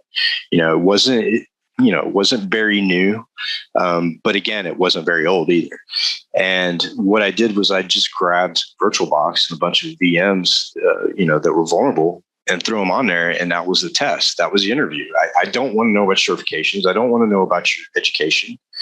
I want to see how your mind works. And to me, psychology and behavior analysis and stuff like that has always been kind of a hobby of mine. And I think that's stems from the neurodiversity that I have. And so throwing that together and watching how they work as they're doing it, that proves a lot. And I think that you're definitely spot on when it comes to that. I think that's really cool. It's interesting, because I think I get these folks, because I get a lot of people tell me that the things that I do either aren't possible or that especially before I do them, I'll have this thing where after I complete something that people told me isn't possible, then all of a sudden I lose a whole bunch of followers every single time. And then I gain more every time from all these people who are like, what? Whoa, that's possible. And then I get this wave of people, because if someone's going to hate on me, I'm not going to block you. I'm going to make you watch if you're willing. And if you want to watch, I'll give you a show too. I'll even make it like a magic show, and I'll come up with some tricks if I can. But it's like if you can get into that, into the other person's mind a little bit and kind of find ways to build experiences that let you observe what people are doing. And one of the ways that I do it is, how did we make the copy paste data center like a copy paste data center? Because people wonder sometimes well, how is that possible? So it's done with Git, which is, even though it's version management, one of the nice things about Git is I really don't particularly care for licensing things like that, but it also automatically you have copyright right there, because you have some stuff that's written down and that's got a protection of its own in case someone tries to be oh, I invented this and I'm going to make it impossible for people to do. And then now everyone has to pay for it and it's no longer free. So to prevent that sort of thing, Git lets me have that copyright in case someone tries to basically take down the structure or try to claim that I copied their structure, something stupid.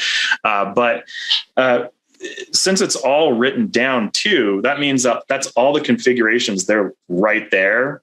And whenever you go and start running the little container program for the Underground Nexus, it just goes back and then reads all of those instructions basically from all of its the Git structure. So yeah, I used to build not used to. I build systems in general, but when I got into refurbishing, I would build receivers. I would build gaming computers and I just whatever thing. But you get a motherboard that has inputs and outputs in a BIOS system.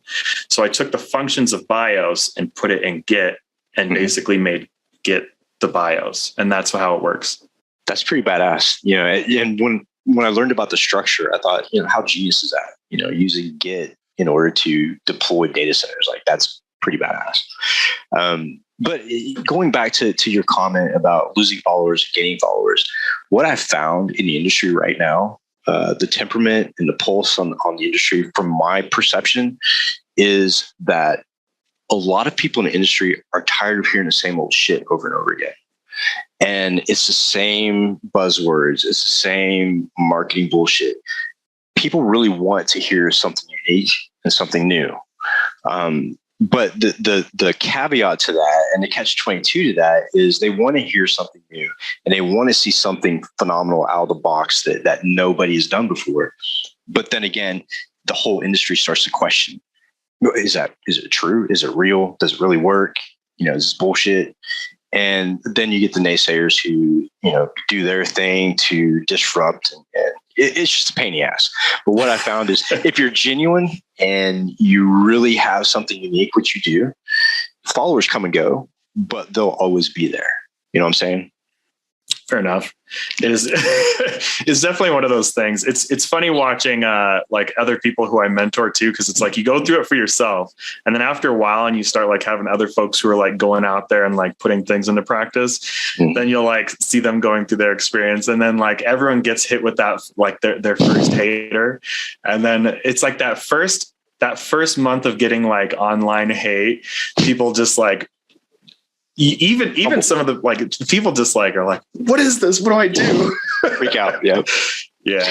I did the same thing. A lot of people know about what happened to me last year, and I had a shit ton of haters.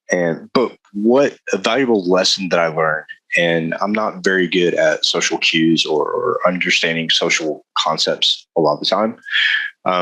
But what somebody told me that really stuck with me is that when you get haters, you're doing something right. No matter if they're talking about you in a positive way or a negative way, they're still talking. And I think that's important, you know, and there's always going to be haters. There's always going to be people who don't want to allow people to be not mainstream. Oh, you're in cybersecurity, you need to think this way. You need to act this way. You need to look this way. And you need to operate this way. And then when you veer off and you're like, wait a minute, I don't buy all this bullshit, and I have my own mind, and I'm going to speak it, then everybody's shocked. They're like, wait a minute, you can't do that. It is true. People freak out. And sometimes people do it to try to save you too. They're like, you're going to end up in a dangerous spot. And they're like, I'm just trying to help you. Right. It's like, don't worry. I'm going to jump off that cliff and it's going to be good. And then I'm going to be the first lemur off that cliff, and everybody else is going to follow me. And then they're going to be like biting their nails. And then after they like see you do it, they're like looking at the ledge, and they're like, that's maybe it's not as bad as I thought it was. Maybe that water's not that deep. Yeah, it's and it is interesting too, because people do more group think, because once you start getting enough people just like coming around checking out what you're doing, it's I've always found this fascinating with groups, because I even went to like I've done so many random things, but like I went to college not for an education, even though I was like, well, I'll get some education because I do like learning and things like that. But really the reason I went to college is because I was like dealing with like complicated family background things that put me in things. And so it gave me a place to like live. So I was like a residence assistant. Nice. And then I also would like DJ, and that's how I like covered other bills. So I basically got to be paid to live where I lived while also going and getting educated and studying at the same time, while also like, so I studied human communications, and like, it's such a thing. It's such a human thing that like, if you start seeing a group form, it's going to like create its own personality. And you get a lot of people who will naturally want to try to figure out how to like manage the crowd, which can cause some weird things. But like, especially depending on the kind of crowd you have, and you have a little more of like the hacker crowd, because I do too. And if someone says the wrong thing to me out in public, I have to like calm people down. I'm like, don't you do that. Don't you go knock on that person's door. Don't you go find them. Don't do it. Don't. just don't. Exactly. And it's funny too how groups take on their own personality. Like you said, like when I first started this podcast, it was just me and my roommate, and I was just going to talk to people and do a Q&A. That was my idea of doing a podcast. And it went from that to, 4-hour, 5-hour, 6-hour podcast, which was way too long. I think at one point, very early on, we had a podcast where we were like having some bourbon and just kind of hanging out and drinking. After about 5 hours, I think I literally went to my room and fell asleep and crashed, and nobody knew what was going on. They're like, where'd he go? But those were the early days. But what happens was, with just the idea of the podcast and just giving that one podcast, next thing you know, you have a community, and you have a Discord, and you have a website, and you have more people flowing in. And what I found is that when you try to control that, and when you try to put rules in place, when you try to put some kind of structure in place, that organic formation of that group absolutely fucking falls apart. Because it's not what it's for. It's a ball of energy, and you just gotta let it go. Let it be natural, organic. Anytime you try to harness it, it's all fucked up. It's so true, though. Yeah, it is 100%. And I had to learn it the hard way. And so I stepped away from Discord, and I was like, this is your place. I'm not going to manage it. I'm not going to, be the head cheese in charge or whatever. This is y'all's place. My place is up here. I got to go out and create and do this, that, and the other, which is good for me. But after I did that, that idea of the group of the Haunted Hacker ended up morphing into more of a global thing, where people are like, oh yeah, have you heard about this? Like, I've been to some conferences where someone will come up to me and say, hey man, I really love listening to your podcast. And it still shocks me, because I'm like, wait a minute, you actually listen to what I say? Like, do you know how dangerous that is? That makes so much sense. Yeah.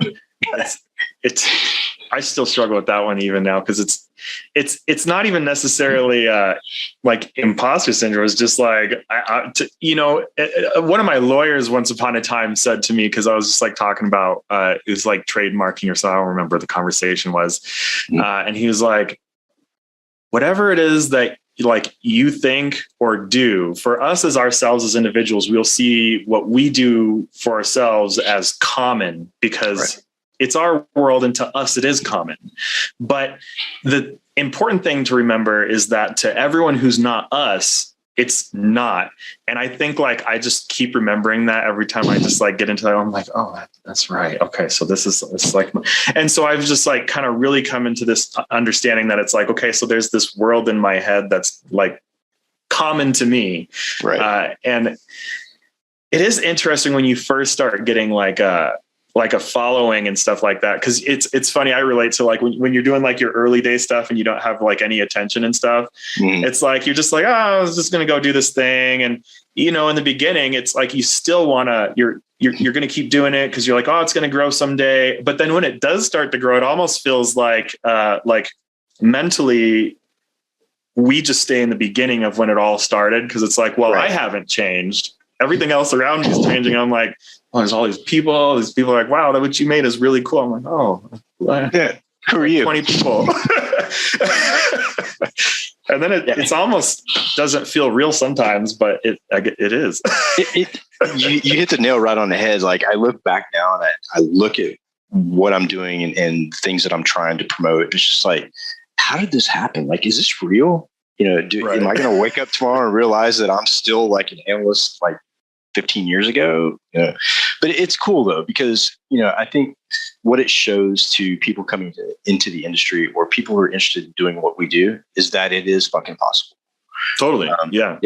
And, there's a lot of companies, a lot of people out there that will say, oh no, you don't want to do that, or you can't do that. It won't be successful.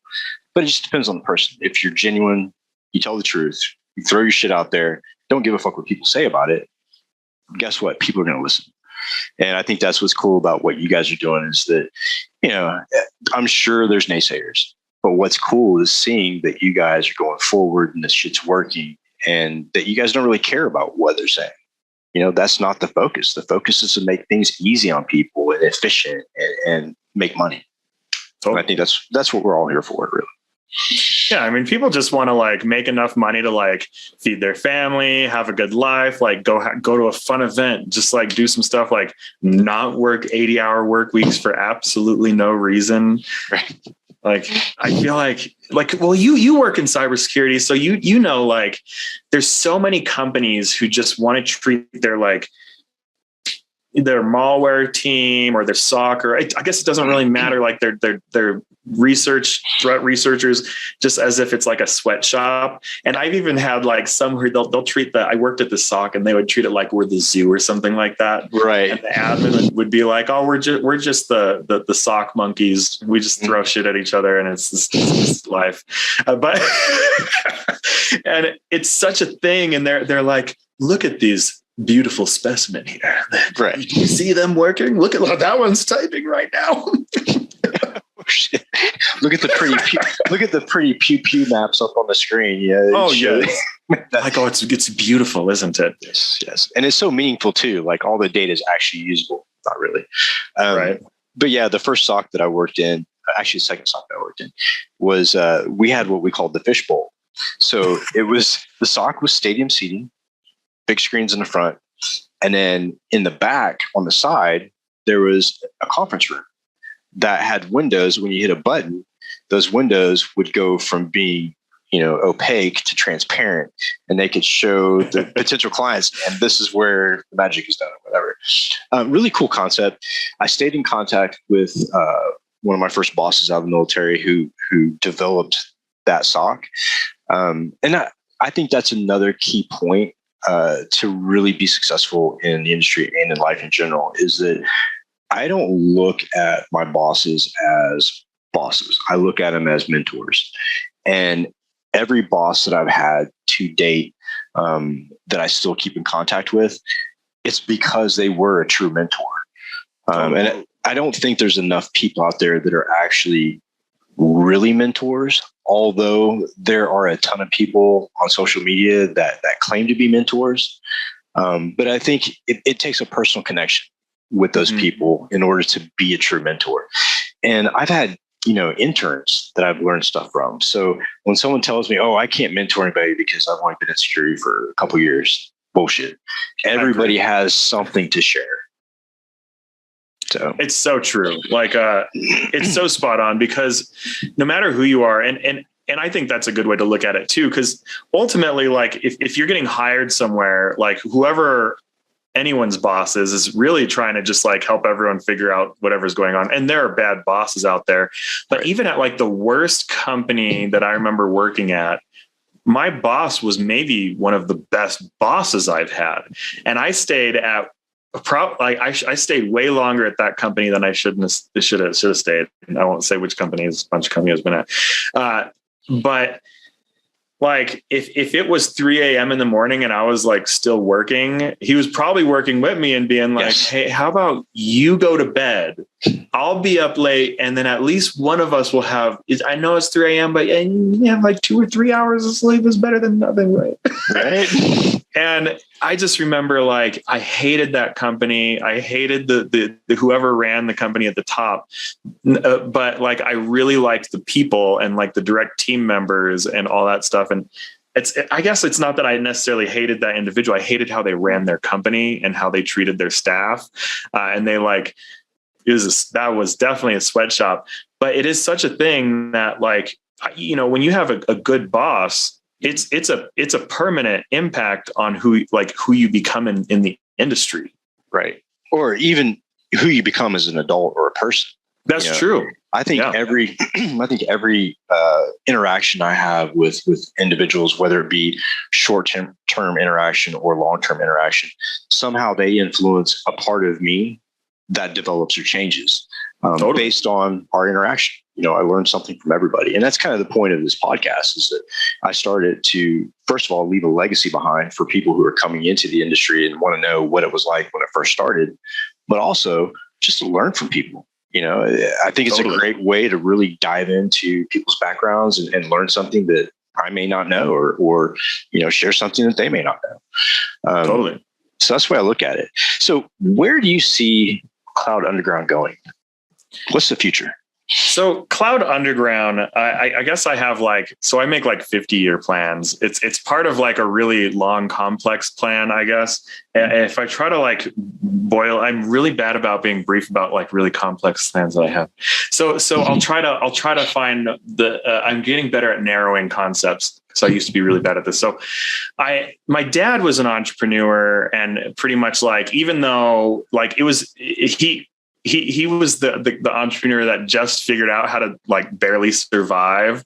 But you learn from that, because even if we were rather broke growing up and all that stuff, and sometimes it's to the streets it is, or wondering how you're going to eat and stuff, you learn from that experience, and you pick up things. And the company that my dad started, it had its rough patches, but he stuck with it, and until it's now somewhere north, over 40 years that it's been in business now, and it's growing, and it's now has a global presence and all this stuff. So I think seeing that, it's a nonprofit though, which the challenge of that is no long-term money in a nonprofit, which is complicated.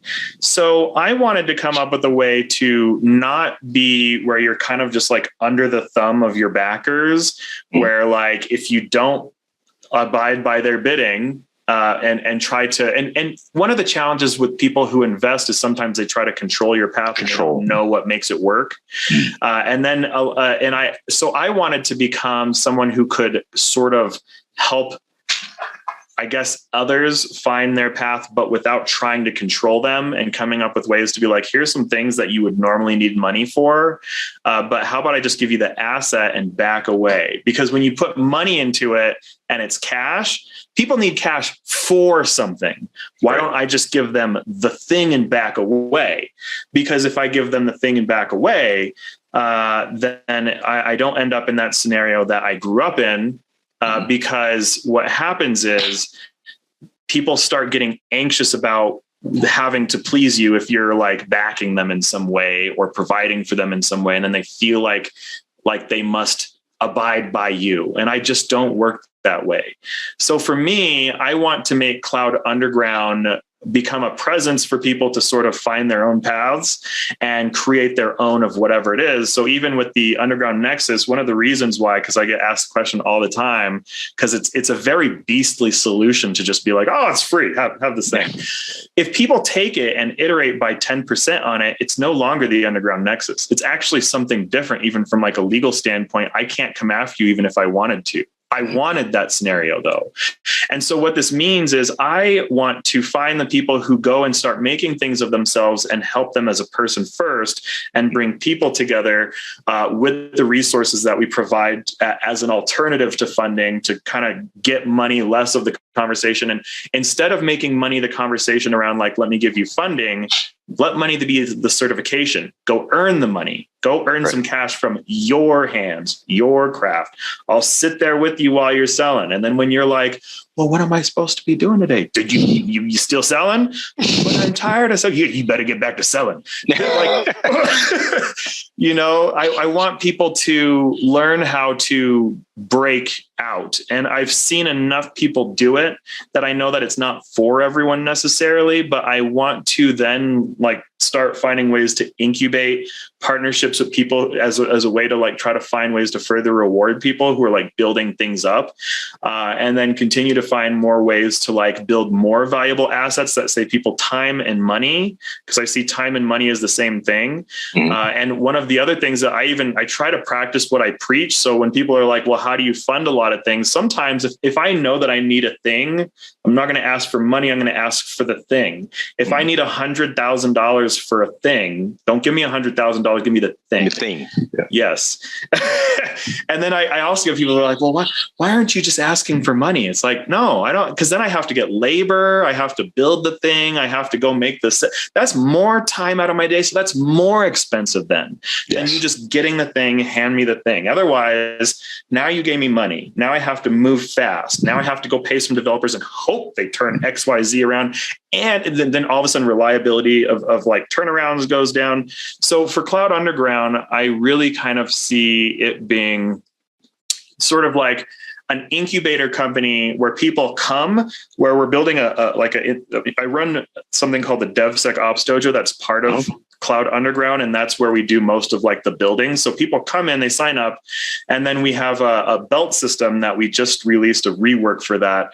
And we kind of have people kind of work their way toward just like getting experience, just getting used to doing tasks that you probably should consider doing for like a job or a company instead of going to college or something like that. And then in the beginning, it's like training wheels where we just kind of make it like a self-paced job. Like if you were an entrepreneur and someone had just given you a budget to go buy these things, I'm not going to give you the budget to go buy the things, but here's the underground nexus. You just have the thing, take it, and then start just doing your build, start building your stuff. That's everything from there. You can do almost free, get a Raspberry Pi at least, and you can get to market. And so then I wait till people work their way up to being like, okay, you are now at the point where you're ready to start being able to make money with this. And at that junction, that's how they get like a belt rank that lets me know that they're ready to start trying to make money. And why don't we just make money the certification? So for me, it's like, make money, go make more money. Have you made money yet? Why are you getting? Because then they're like, well, I want to get some certifications because I don't want to sound greedy or I don't want to make too much money. It's like, well, then you're never going to have money because everything costs money and time costs money. And if you spend a year looking for certs, you're just going to run out of it. And then you're going to end up bagging groceries at the grocery store because you're too broke.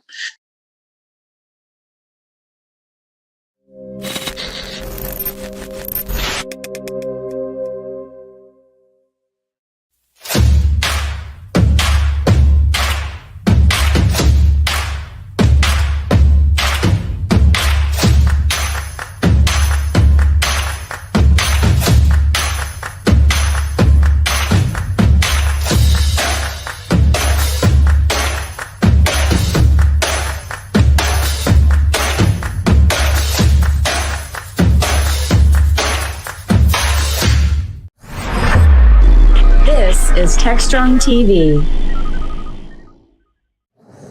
All right, welcome back, everybody, to Techstrong TV live at RSA Conference here in San Francisco. I'm Charlene O'Hanlon, and I am thrilled to be back here at this show live and in person. I can tell from a lot of conversations I'm having that a lot of other people are thrilled to be back in person as well. I have a conversation coming up now with Lou Crocker, who is the Director of Customer Engineering. Is that correct? Over at Digital AI? Sales engineering. Sales engineering, okay. Yep. Pre-sales and that type of thing. Excellent, Yep, excellent. yep. Digital AI. Yes. Tell me a little bit about your company. So Digital AI actually is an amalgamation of 5 companies that was brought together about a little over 2 years ago, with the intent of really bringing to the market something known as value stream management, which is one of those acronyms that everybody talks about. I know the value stream management. Absolutely. Yeah. And so we have agile planning, release and deploy, testing, and AI analytics, along with our security offering. The idea being really to overall answer the question to CEOs, CISOs, and all those people in the C-suite. What return is our investment bringing to us? Mm-hmm. It's been said, as I know you're aware, that every organization these days is a software company. Right. No, it doesn't matter what your actual business, what your actual value proposition is. Every organization is a software company. Mm-hmm. So you are, whether you're a retail store, whether you're something in security, whether you're something in development, no matter what you are a software development company. So how do you respond to the needs of the market, the needs of your customers, with new features and functions, etc.? How do you measure that? Mm-hmm. How do you know if where you're placing your resources, that is to say, money and time and development resources, that type of thing, into delivering, like what you're delivering? What's the feedback? In essence, am I making more than I'm spending? Really, at the end of the day, that's the question that we're answering. Am I making more than I'm spending? And so the idea being that we brought together the agile planning aspect of it, which then flows into the release and deploy aspect of it. And then you have the testing, security, and then the analytics. The idea being to sort of create a symbiotic, loop, if you will, for the development of software, the instrumentation of new features and functions. Of course, as you do that, as customer experience has become I would say more important than security. Over the years, a decade ago or 15 years ago, you had what I refer to as request response experiences in a browser. That is to say that each experience on a browser page was a single view of an application. And there was not a lot of logic that was resident, because this is pre-mobile devices, of course. There was not a lot of logic that was resident in those applications in the browser. Of course, the problem is that was a very flat customer experience. Yeah. It really was not something that was extremely dynamic or responsive. And then and so that became important. And then on top of that, you have the proliferation of all these mobile devices where the customer experience is like, I have to have it like that, right? And so as that happened, more and more of the logic needed to be resident on the actual device that was in the customer's hands, whether that be a browser or a mobile device.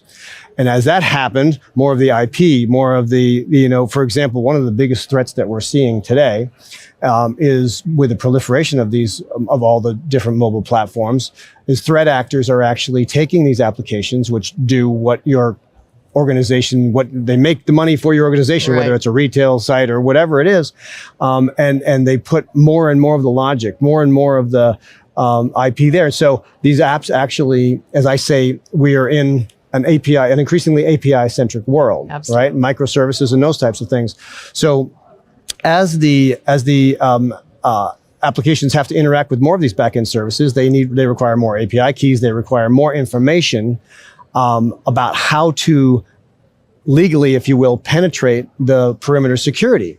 So what the threat actors are doing is they're just taking apart these applications. They're looking inside. They're finding, endpoints. They're finding API keys. They're finding all kinds of different things.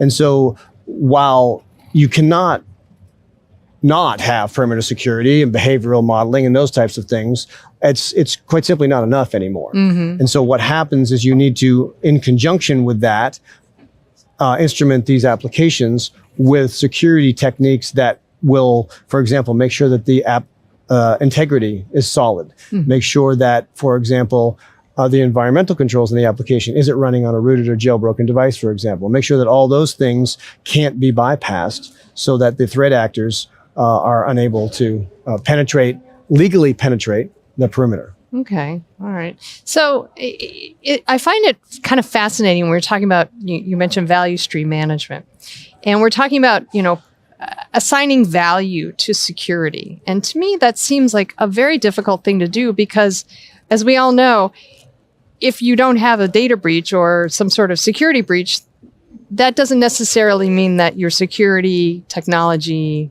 investment is worth it, it's really bringing that value to the organization. Right. So how do you measure security from a value stream management perspective? Well, I had two comments really. The first one is, the old insurance analogy, right? I mean, you pay for insurance all your life, you hope you never have to use it and that type of thing. And so that is there. But again, how do you know if you don't have a major accident with, if you don't run your, Mercedes into a Porsche, how do you know, if is my insurance enough? You don't, you don't know unless you actually do it, and you hope you never do it. The other thing that we're doing that's that is actually more prescriptive is we're plugging into the analytics engine a monitoring. We have an entire monitoring toolkit, if you will, that will actually live in real time feed to a backend server the health of the application. Okay. And that is to say that if you have an application that sells clothes, for example, whatever, there's different places. There's the payment module, and there's the module that retrieves the type of clothes. There's the module that takes care of your account. They knows who you are, and all these types of different PII, if you will. And so those all get instrumented with protections, and then they also get instrumented with the ability to tell a remote server, are we healthy? Are we under attack? Are we not under attack? And it's actually very, very valuable to know, what is the first thing the threat actors are trying to do? Are they going, straight for the login bypass? Are they really trying to just penetrate to where, the financial payment system is? And so that actually, and in addition, it actually allows you to react to what you see.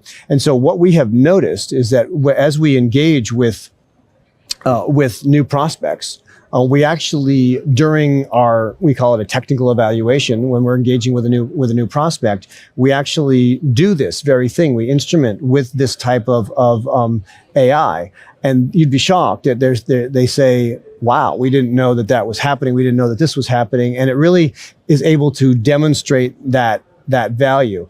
Additionally, it also is able to, quite unintentionally, perhaps, let the organizations know what parts of the application are being used. Okay. I mean, if you actually, if you have an organization, we get together as a development team, we think, we get feedback from the market, we think that the customers want the app to do this. Yeah. Then you can actually figure out, are the customers actually using that? Because not only does our tool tell you when the threat actors are attacking, it will tell you when they're not. So, but in telling you when they're not, it also tells you that the customers are using that. So there's a couple of different ways that we approach that. That's great. That's great. And it's certainly a different way of approaching security. Yes. and putting that value to the security. Absolutely. So Yeah, that's good stuff. So what are you guys seeing in kind of that whole DevSecOps space right now?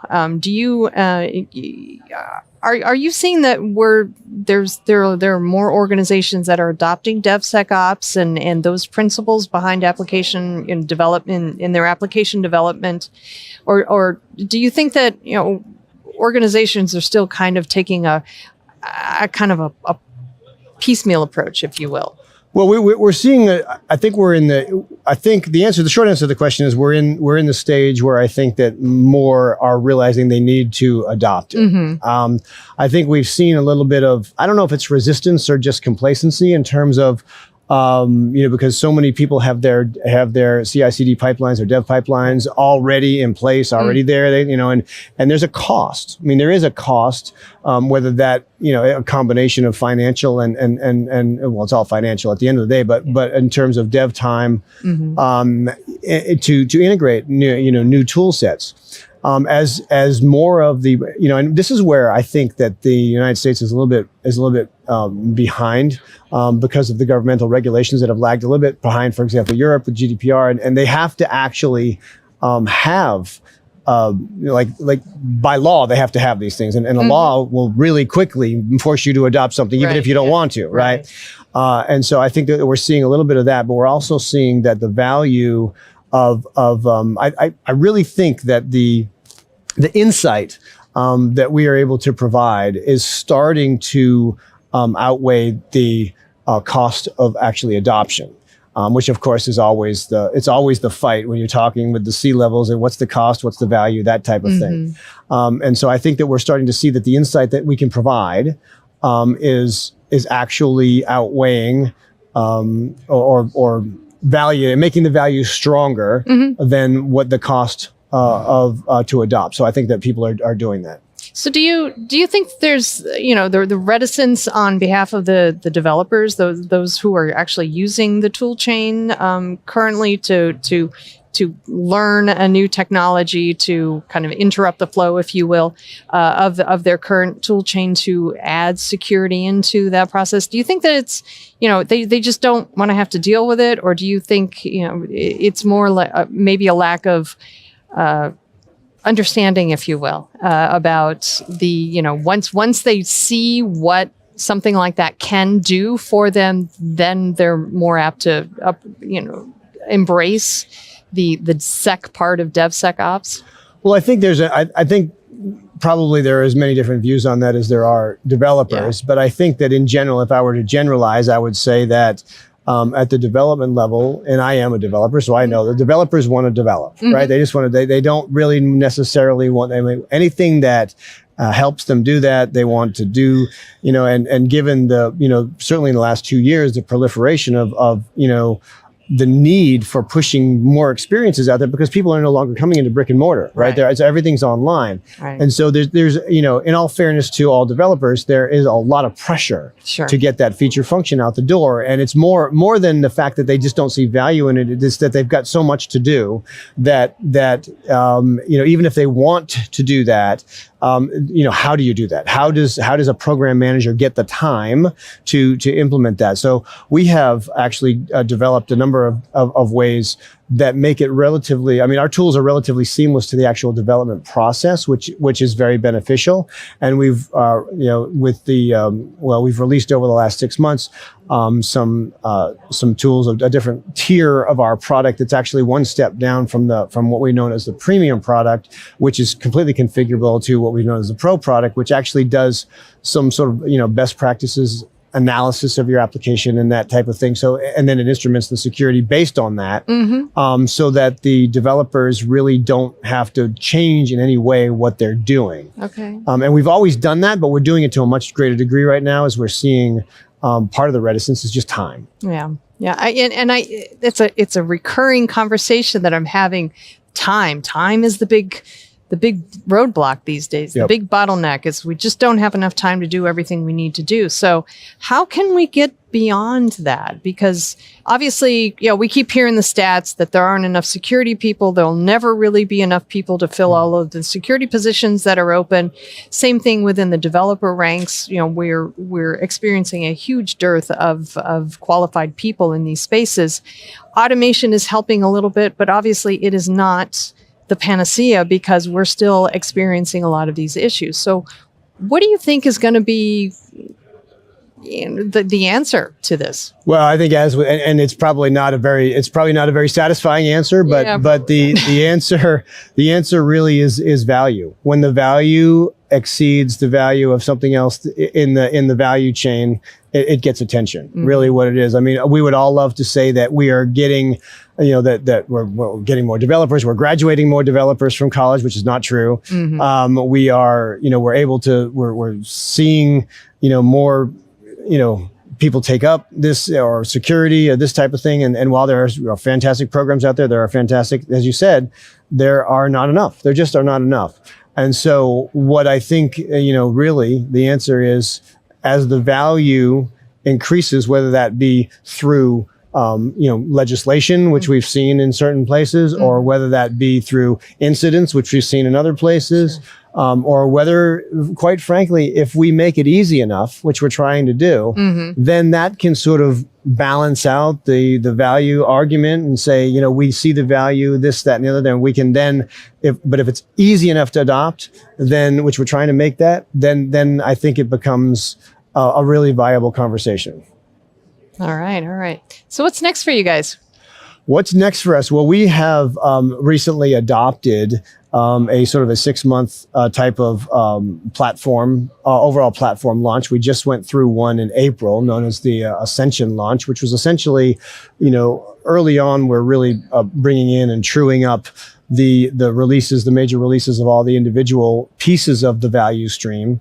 As we go forward, we have another one in October. Okay. And as we go forward, what we're really looking to do is to increase the integration, particularly with those analytics I was discussing, and not only from a security perspective, but also from, as I was mentioning, the development insights perspective, and really potentially feeding all that information back around into the, and sort of, if you can picture a loop, really, back around into the Agile side, so that, you know, for example, software defects can, if they're identified, can automatically be reported. We can automatically create features, stories that can then be pushed into the teams and then can be developed. So that's really what we're trying to do. We're trying to overall, you know, attain the true meaning of value stream management, which, you know, which is it's kind of a North Star. It's kind of it's the goal that we're trying to go for. It's ambitious. And it does take time. I think we're getting there. We know where we're going. It's just a question of, you know, what's the next thing that we can do? And I think we've identified that, and we're working toward that next platform launch. And so some exciting things I think are coming. All right, great. Well, Lou, thank you so much for Thank taking you. the time, having the conversation with me. Always a pleasure. I appreciate it. Thank you very much. Great. All right, everybody, we have got some lots more conversations, great conversations coming up. We're going to take a quick break, and we will be back in just a few minutes.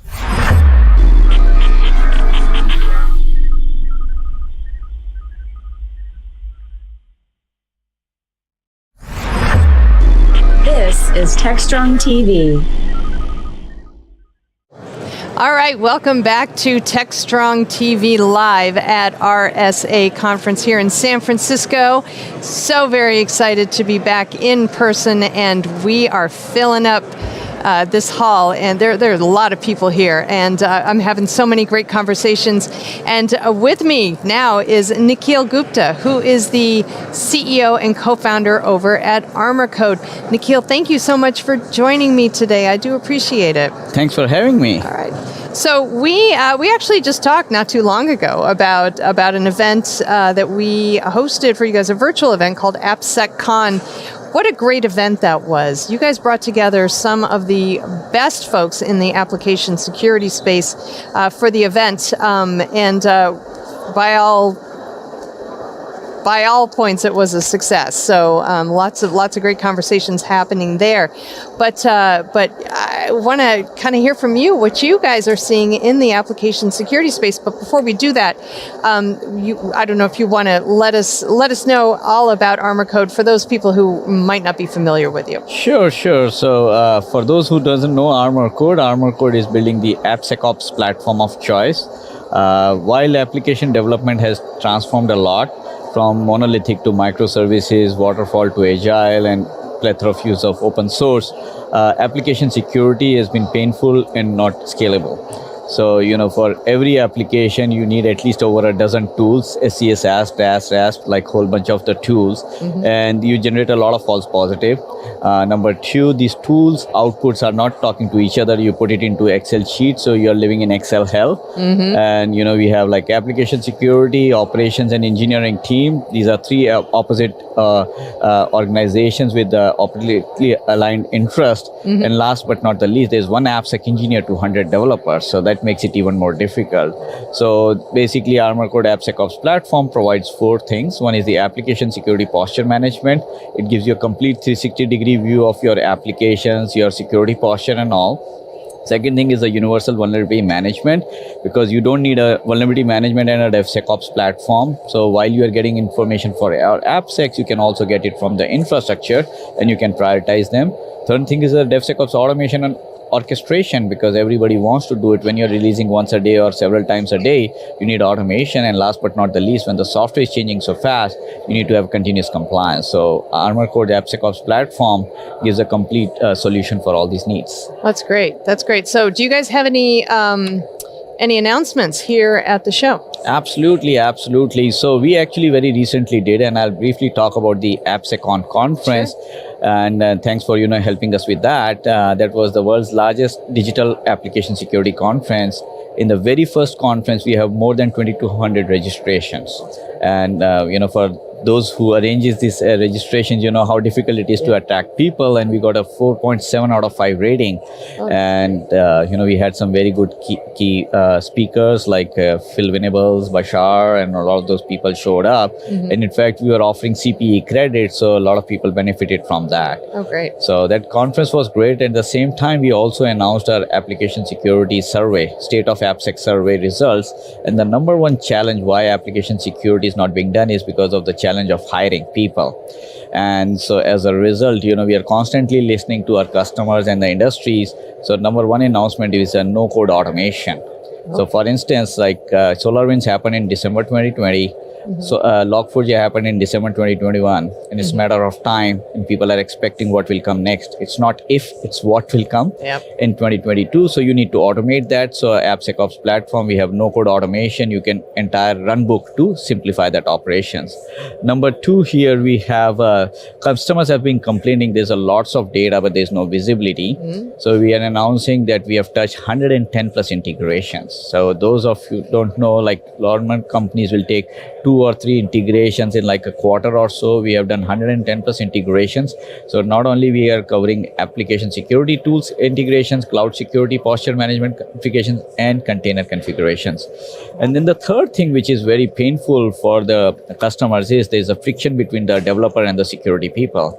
And as a result, we have launched a knowledge-based product, basically, which is a key capabilities where the developers don't have to go and search about it on the internet and get some spurious codes over there. They can leverage from what their past predecessors have done. So these are the 3 key announcements, and we are super excited about that. Yeah, wow, that's really beneficial on so many levels. What you guys are adding to the platform, and especially with visibility is a huge issue these days. So the fact that you guys are addressing that as well is very, very, very cool, I think. So let's talk a little bit about this AppSecCon event. As part of that, you guys introduced us to the Purple Book community. So tell me a little bit about Purple Book and what it aims to do. Yeah, so Purple Book community is a security of the security people by the security people. So a couple of years ago when I was starting Armor Code, one thing which I realized that application security, product security or software security, it's bigger than any individual company, right? So it's bigger than Armor Code and all, and it needs a community to solve this problem. It's not an individual problem. So we brought a bunch of security leaders like Sean and others who are from various Fortune 50, Fortune 500 companies. And it's like an area where people come in, they talk twice a month. And in fact, we are launching 10 new chapters of Purple Book community. Really? So, wow. So exactly. So we started with the local Bay Area chapter. And in fact, we are kind of going to go international. We are looking to open in India, Australia, New Zealand, Europe, Middle East. So that's, you can see that how much excitement is there and how much value people are deriving. So it was started as a community of just 30 people. We launched a book, Purple Book, which actually just got released also at AppSecCon. And so it's an open source book. People can go and learn the contents and everything else. So first things first is people need to educate themselves, and application security is so new that you cannot go to a university and kind of learn it over there. Right. So the best people are to teach are also the security leaders. So that's where the few of us got together and we are sharing that content. And that's what people are really liking it. Part of that offshoot was an application security conference, AppSecCon, because people realized that, hey, there is no, like, of course we have a RSA, but it's RSA for security for everything. But there was no focus conference, if you will, for application security. So that is what we kind of got together with that. And so in Purple Book, again, so it's now become a movement because we have thousands of people up showing for the AppSecCon. And now we are getting inbound from like all over the world, literally all over the world. People like, we want to bring this community to our local thing so that other people can benefit. That's great. That's great. Love to hear groundswell opportunities like that, and just raising the collective profile of application security is certainly something that the Purple Book community is very much doing. And I expect great things from the Purple Book community moving forward. And Armor Code as kind of the steward of that, you guys are doing great things as well. Great news on the new features that you guys have announced here at RSA. So many good things happening with you. So what's next for Armor Code? So Armor Code, we had a big vision when we started. We have a solid based platform as we speak. And now the platform is ready and we are just constantly listening to customers are adding. We had a phenomenal year of sales. So we had our first year of sales end of March. And we kind of, quote unquote, we are here to set records. We set a record. We create a very good revenue over there. We signed one Big Four as a customer who's offering MSSP services on top of our platform. And now it's just growth, right? So all I say is build and sell, if you will, when it comes to the company, right? Build the product and sell the product. And of course, give back through the community. Great. Well, Nikhil, thank you so much for stopping by, telling us what's going on with Armor Code. And it's great to see you in person, live and in person. Absolutely. I'm so glad. And thanks for having me again. Great. Yes, absolutely. All right. Thank you. All right, everybody. We've got lots more Techstrong TV interviews coming on up here at RSA Conference live in San Francisco. So please do stay tuned. We'll be right back after these commercial messages.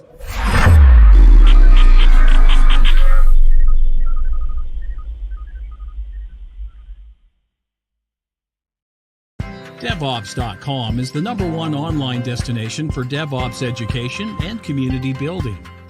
DevOps.com covers all aspects of DevOps, including DevOps best practices and tools, DevOps culture, DevSecOps, business impact, continuous testing, continuous delivery, and more.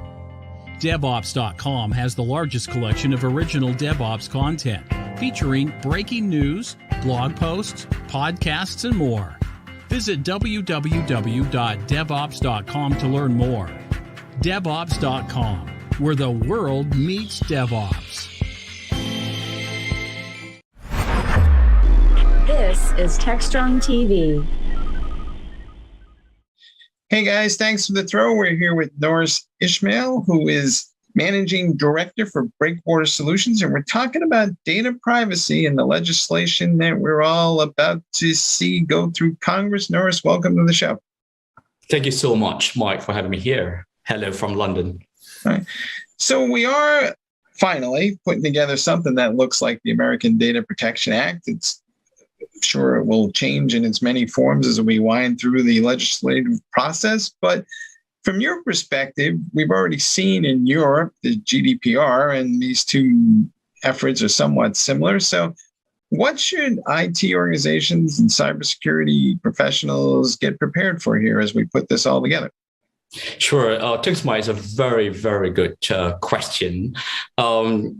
As we learn throughout the process, not just in the context of the current debate in the Congress, but as well as the outside the US view about the current progress, privacy professionals, cybersecurity professionals, data governance professionals, even CPO, chief privacy officers, general counsel, even at executive level have been looking into how exactly the current ongoing, progress, would actually be much more pragmatic rather than over prescriptive and too prescriptive, like the GDPR experience of 5 years ago during the debate and also the lobbying in Brussels. So it is one angle that perhaps relevant stakeholders need to think about because of twofold. The first is we've seen many data-driven organizations have been innovating and also reinventing and re-engineering the technology, the innovation,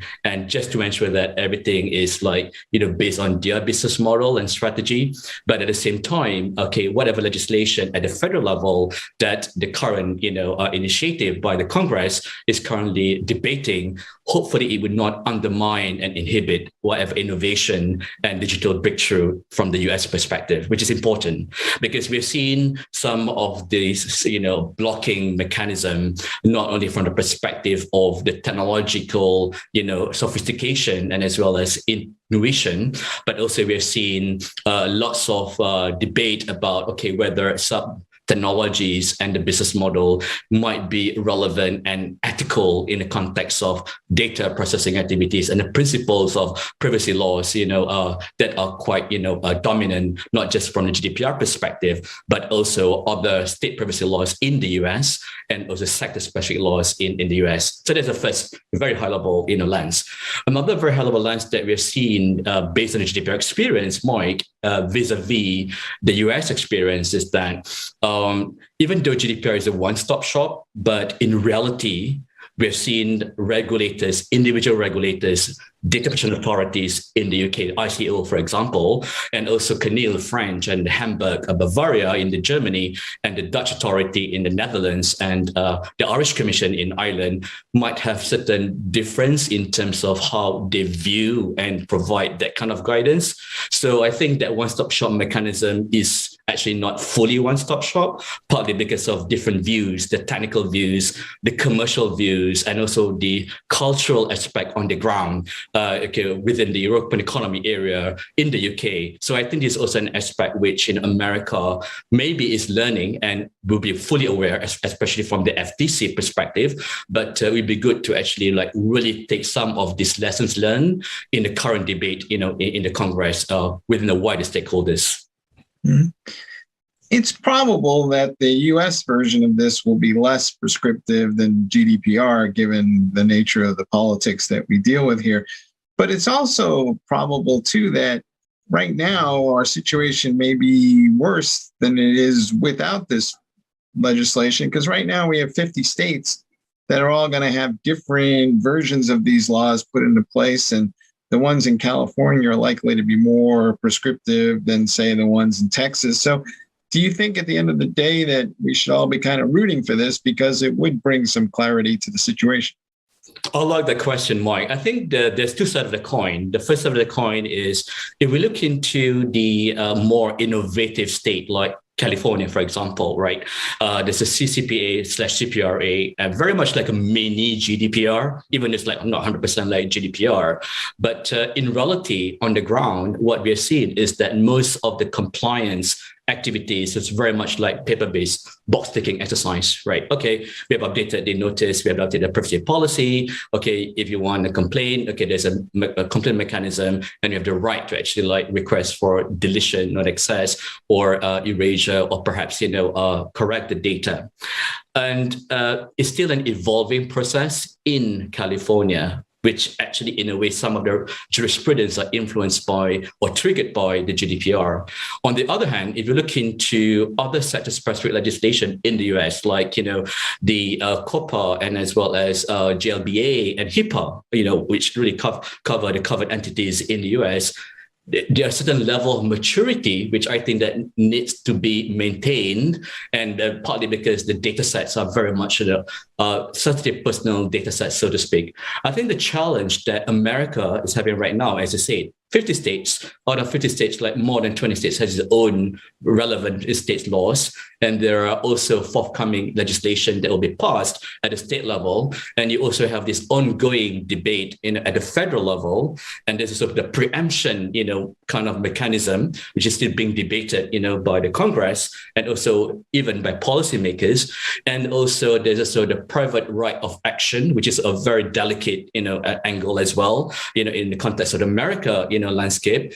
And on the one hand, the business or the Chamber of Commerce in the US argue that, okay, this should not be really, be passed to the Congress because there's a lack of stakeholders consultation, 360-degree consultation across the wider industries in data, driven sectors. But on the other hand, there's actually, really high enthusiasm and lobbying towards, really push and accelerate this, because this has been around for quite some time, like more than 5 years, initially when they wanted to really have this at the federal level. I think because of the complexity of the mosaic of the US landscape, in my view, it's important to look into, what exactly the highest risk and versus the technological innovation, technological kind of breakthrough, because America is leading the technology, when it comes to anything that deals with innovation, and at the same time, how to stabilize whatever kind of innovation versus the legislation, because we do not want it to be over-regulated. I'm not saying that the GDPR is over-regulated, but at the same time, there is still an encouragement, for the business to get engaged and then to keep on telling the regulators and as well as the drafters that actually, in reality, this is what it means. I think it's important for the stakeholders to really outline scenarios by scenarios, based on sectors by sectors, and to look into the top 3 or top 5 risks so that it will be well articulated as part of the lobbying and the conversation in the Congress. Mm-hmm. A lot of the organizations, especially here in the US, are a little haphazard when it comes to data management, shall we say. Did you see in Europe that once GDPR went in, that people elevated their data management capabilities and their best practices and they got better at managing data, or, did it have a minimal effect?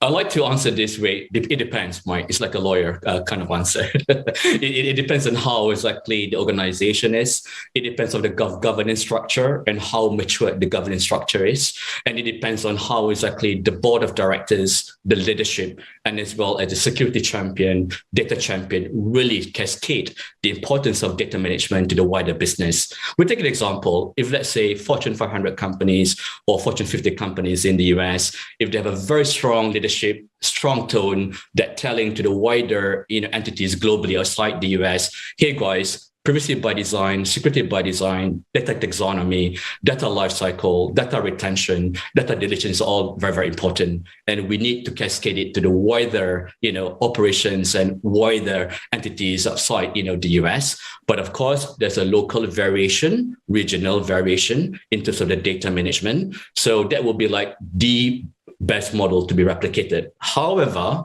what we're seeing right now is that companies are innovating and structuring and restructuring the business partly because of geopolitical risks, partly because other risks that triggered, by other unsystematic risks, from the business, partly because of sanction and partly because of other, unsystematic investigation by third party or auditors or even regulators.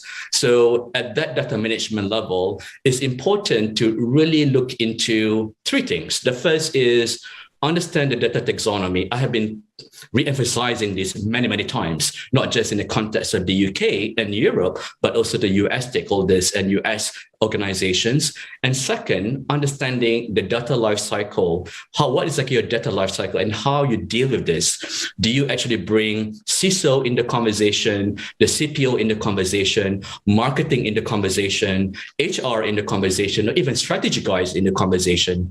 And the third is prioritizing what needs to be prioritized. Take the top 2 or top 3 highest risk in your data management, environment, assuming your highest risk is transfer data outside the US, especially to countries which are actually a quite high risk in terms of the business dealing, or perhaps, a market, then you need to think about a very different innovative approach towards that. But the reality, Mike, that we're seeing in the market is that you need technology and solution to do this. You can't use spreadsheet. You can't use word format. You can't use manual, steps or workflow. And this is where a lot of organizations are struggling, not only in the context of, multinational, but also in the context of startup, medium-sized companies, and as well as companies that might be subjected to mergers and acquisition. So in short, to answer your question, Mike, yes, data management is important. Go back to basic, try to simplify the narratives, especially at the board level, management level, and cascade it to the wider stakeholders so that they understand what is it all about. Okay, do not assume that they understand your technical expertise and language, and try to tell them like as if that you're teaching, school children, so to speak. Mm-hmm. Should I just bite the bullet and try to comply with GDPR now on the assumption that if I meet that one, I'll comply with the American one and I'll just be ahead of the game? Yeah, I think what we have seen a lot, in the market globally, Mike, is that most of these, multinationals in the US that really regard brand and also their products and services as like a strategic kind of positioning in the market, they actually take GDPR as a global framework, baseline framework. So what it meant by baseline is that, right, we use it as a baseline, but it doesn't mean that we are going to use 100% what GDPR says, right?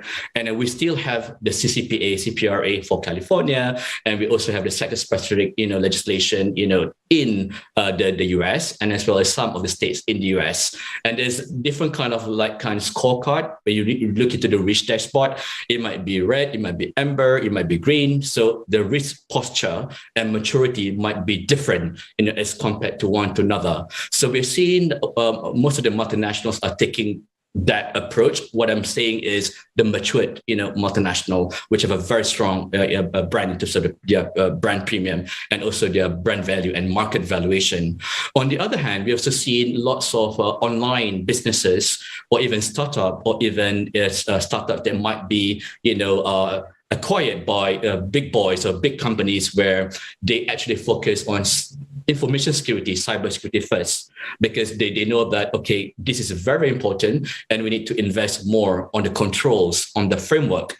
But when it comes to privacy, they will actually prioritize and reprioritize and realign what needs to be realigned. And that's actually just strategy. It works in a very small and sizable environment. But once you go into the cloud environment, that's where the complexity will come in, because there'll be potential risks in terms of where the data goes, how long you delete, how long you keep the data, and you delete the data, or you keep the data forever. So there will be like certain cherry pick scenarios, Mike, that we're seeing in the market. But then again, this is actually a journey and it's still work in progress. Mm-hmm. Do you think that these privacy regulations change the way people think about cybersecurity? And as cybersecurity becomes something more than just kind of an ounce of prevention, it's more about, we need to actually think about this in terms of these fines, and the fines are substantial. So now the security issues are a much higher level boardroom discussion. Yeah, if you look into how exactly the data protection authorities in the EU or the European Economic Area and in the UK fine organizations or even multinationals, the way they actually investigated certain breaches of quite delicate and quite thorough, so to speak. Even though there's actually a debate where they highlighted that, hey, regulators have not done much, even though GDPR says that you might be subjected to 4% of the global annual turnover. But if you see, and if you compare and contrast how the data protection authorities in each of the member states in the EU, or even the European Economic Area, even if you read a report of the Irish Data Protection Commission, the ICO in the UK, CNIL in France, and some of the German, regulators, the level of fine, it differs, from one to another, because it goes back to the organizational measure, security measure, the controls, and also the resilience, organizational resilience, and even very simple stuff like training and awareness, data campaign, security campaign, which actually is very important as part of, ongoing, kind of engagement with the wider stakeholders and also with partners and third-party vendors. So we're seeing the trend now, Mike, is that Global Chief Privacy Officer and CISO are actually working closely together, where previously, 5 years ago, even 10 years ago, it was very siloed in isolation. All right, when it comes to IT matters, we just actually give to the CISO or perhaps the head of IT, to deal with this when it comes to infrastructure. But now, because of this emergence of privacy regulation around the world, not just in the context of the US landscape, but also in Middle East and North Africa, and also outside, Middle East, like in APAC, and as well as Southeast Asia, we're seeing that the role of information security and cybersecurity is much, much more important. It's not like a typical IT help desk or just, walk through the controls. And in the context of data breach, for example, the CISO and as well as the Chief Privacy Officer have to work together and bring in the data governance guys, even the general counsel, and really, socialize and stress test the data breach environment, or, having a tabletop exercise market by market, because each of the respective market has its different approach.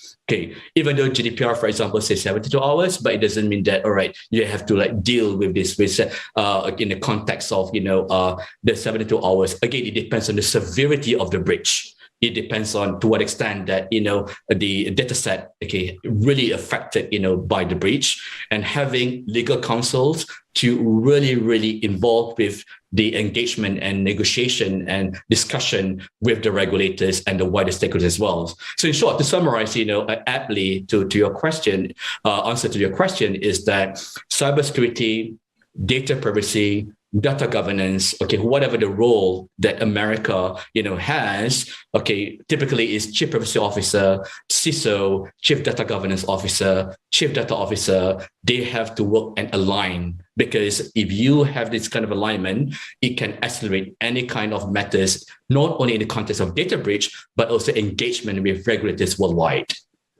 All right. So what's your best advice to folks as we kind of get ready for this next round of legislation that seems inevitable, but what should people be doing, or what do you wish most people would do before they get started that you've seen from your GDPR experience? I think there are three things that, perhaps the US landscape can learn from, the EU, European Economic Area, as well as the UK. The first is address the basic principles very clearly and in clarity.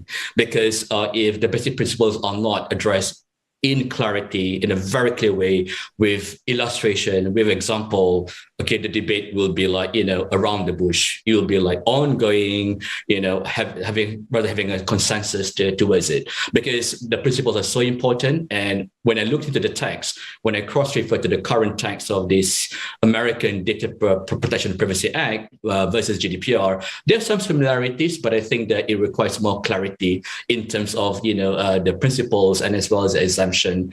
And then second, it would be good to also provide clear kind of illustration to what extent that the assumption applies, versus other state laws, or preemption versus other state laws, and as well as certain definition that requires more specific, illustration rather than very vague and very broad, kind of illustration. With a caveat, I'm not a lawyer, but based on my experience as a data protection practitioner, consulting practitioner, which help organizations to operationalize the global data privacy program, once the organization has secured sign-off legal advice, it's important to really dissect the taxonomy that triggered by the relevant principles, and then simplify it, to the wider stakeholders. I think that's the second, guidance, which I think is particularly important. The third, which I think that the relevant stakeholders in America, whether corporate, policymakers, academics, even insurers, brokers, and as well as privacy advocate, even any political parties. Of course, it's a very bipartisan kind of initiative. They also need to engage with some of their peers in the EU institutions. When I say engage, means that, all right, okay, we are undergoing what you guys have undergone like 5 years ago. Okay, can you just like simplify and tell us the top 5 areas that you guys learned throughout the process, that we are undergoing right now? And as you're fully aware, currently, the European Commission is reviewing the current text of GDPR, and we might have our GDPR coined as GDPR 2.0, which still, will be debated, in the European Commission, hopefully by Q3, Q4, or next year onwards, and still work in progress. And having that kind of engagement with data protection authorities in the EU, with the UK ICO, and even with APAC data protection authorities, because there are quite very useful lessons that can be learned from the Singapore Personal Data Protection Commission, or even Japan, and even China, because China has its PIPL, which is a federal law, very much like GDPR, but in a China context. So once you have this kind of compare and contrast kind of analysis, the next step is, right, okay, what can we do for America to make this clarity and with very practical illustration? Because at the end of the day, business want to get clarity what they need to do, once the law will be passed here. All right. Hey, Norris, thanks for sharing your insights. Thanks so much, Mike, for having me here. All right, guys, back to you in the studio.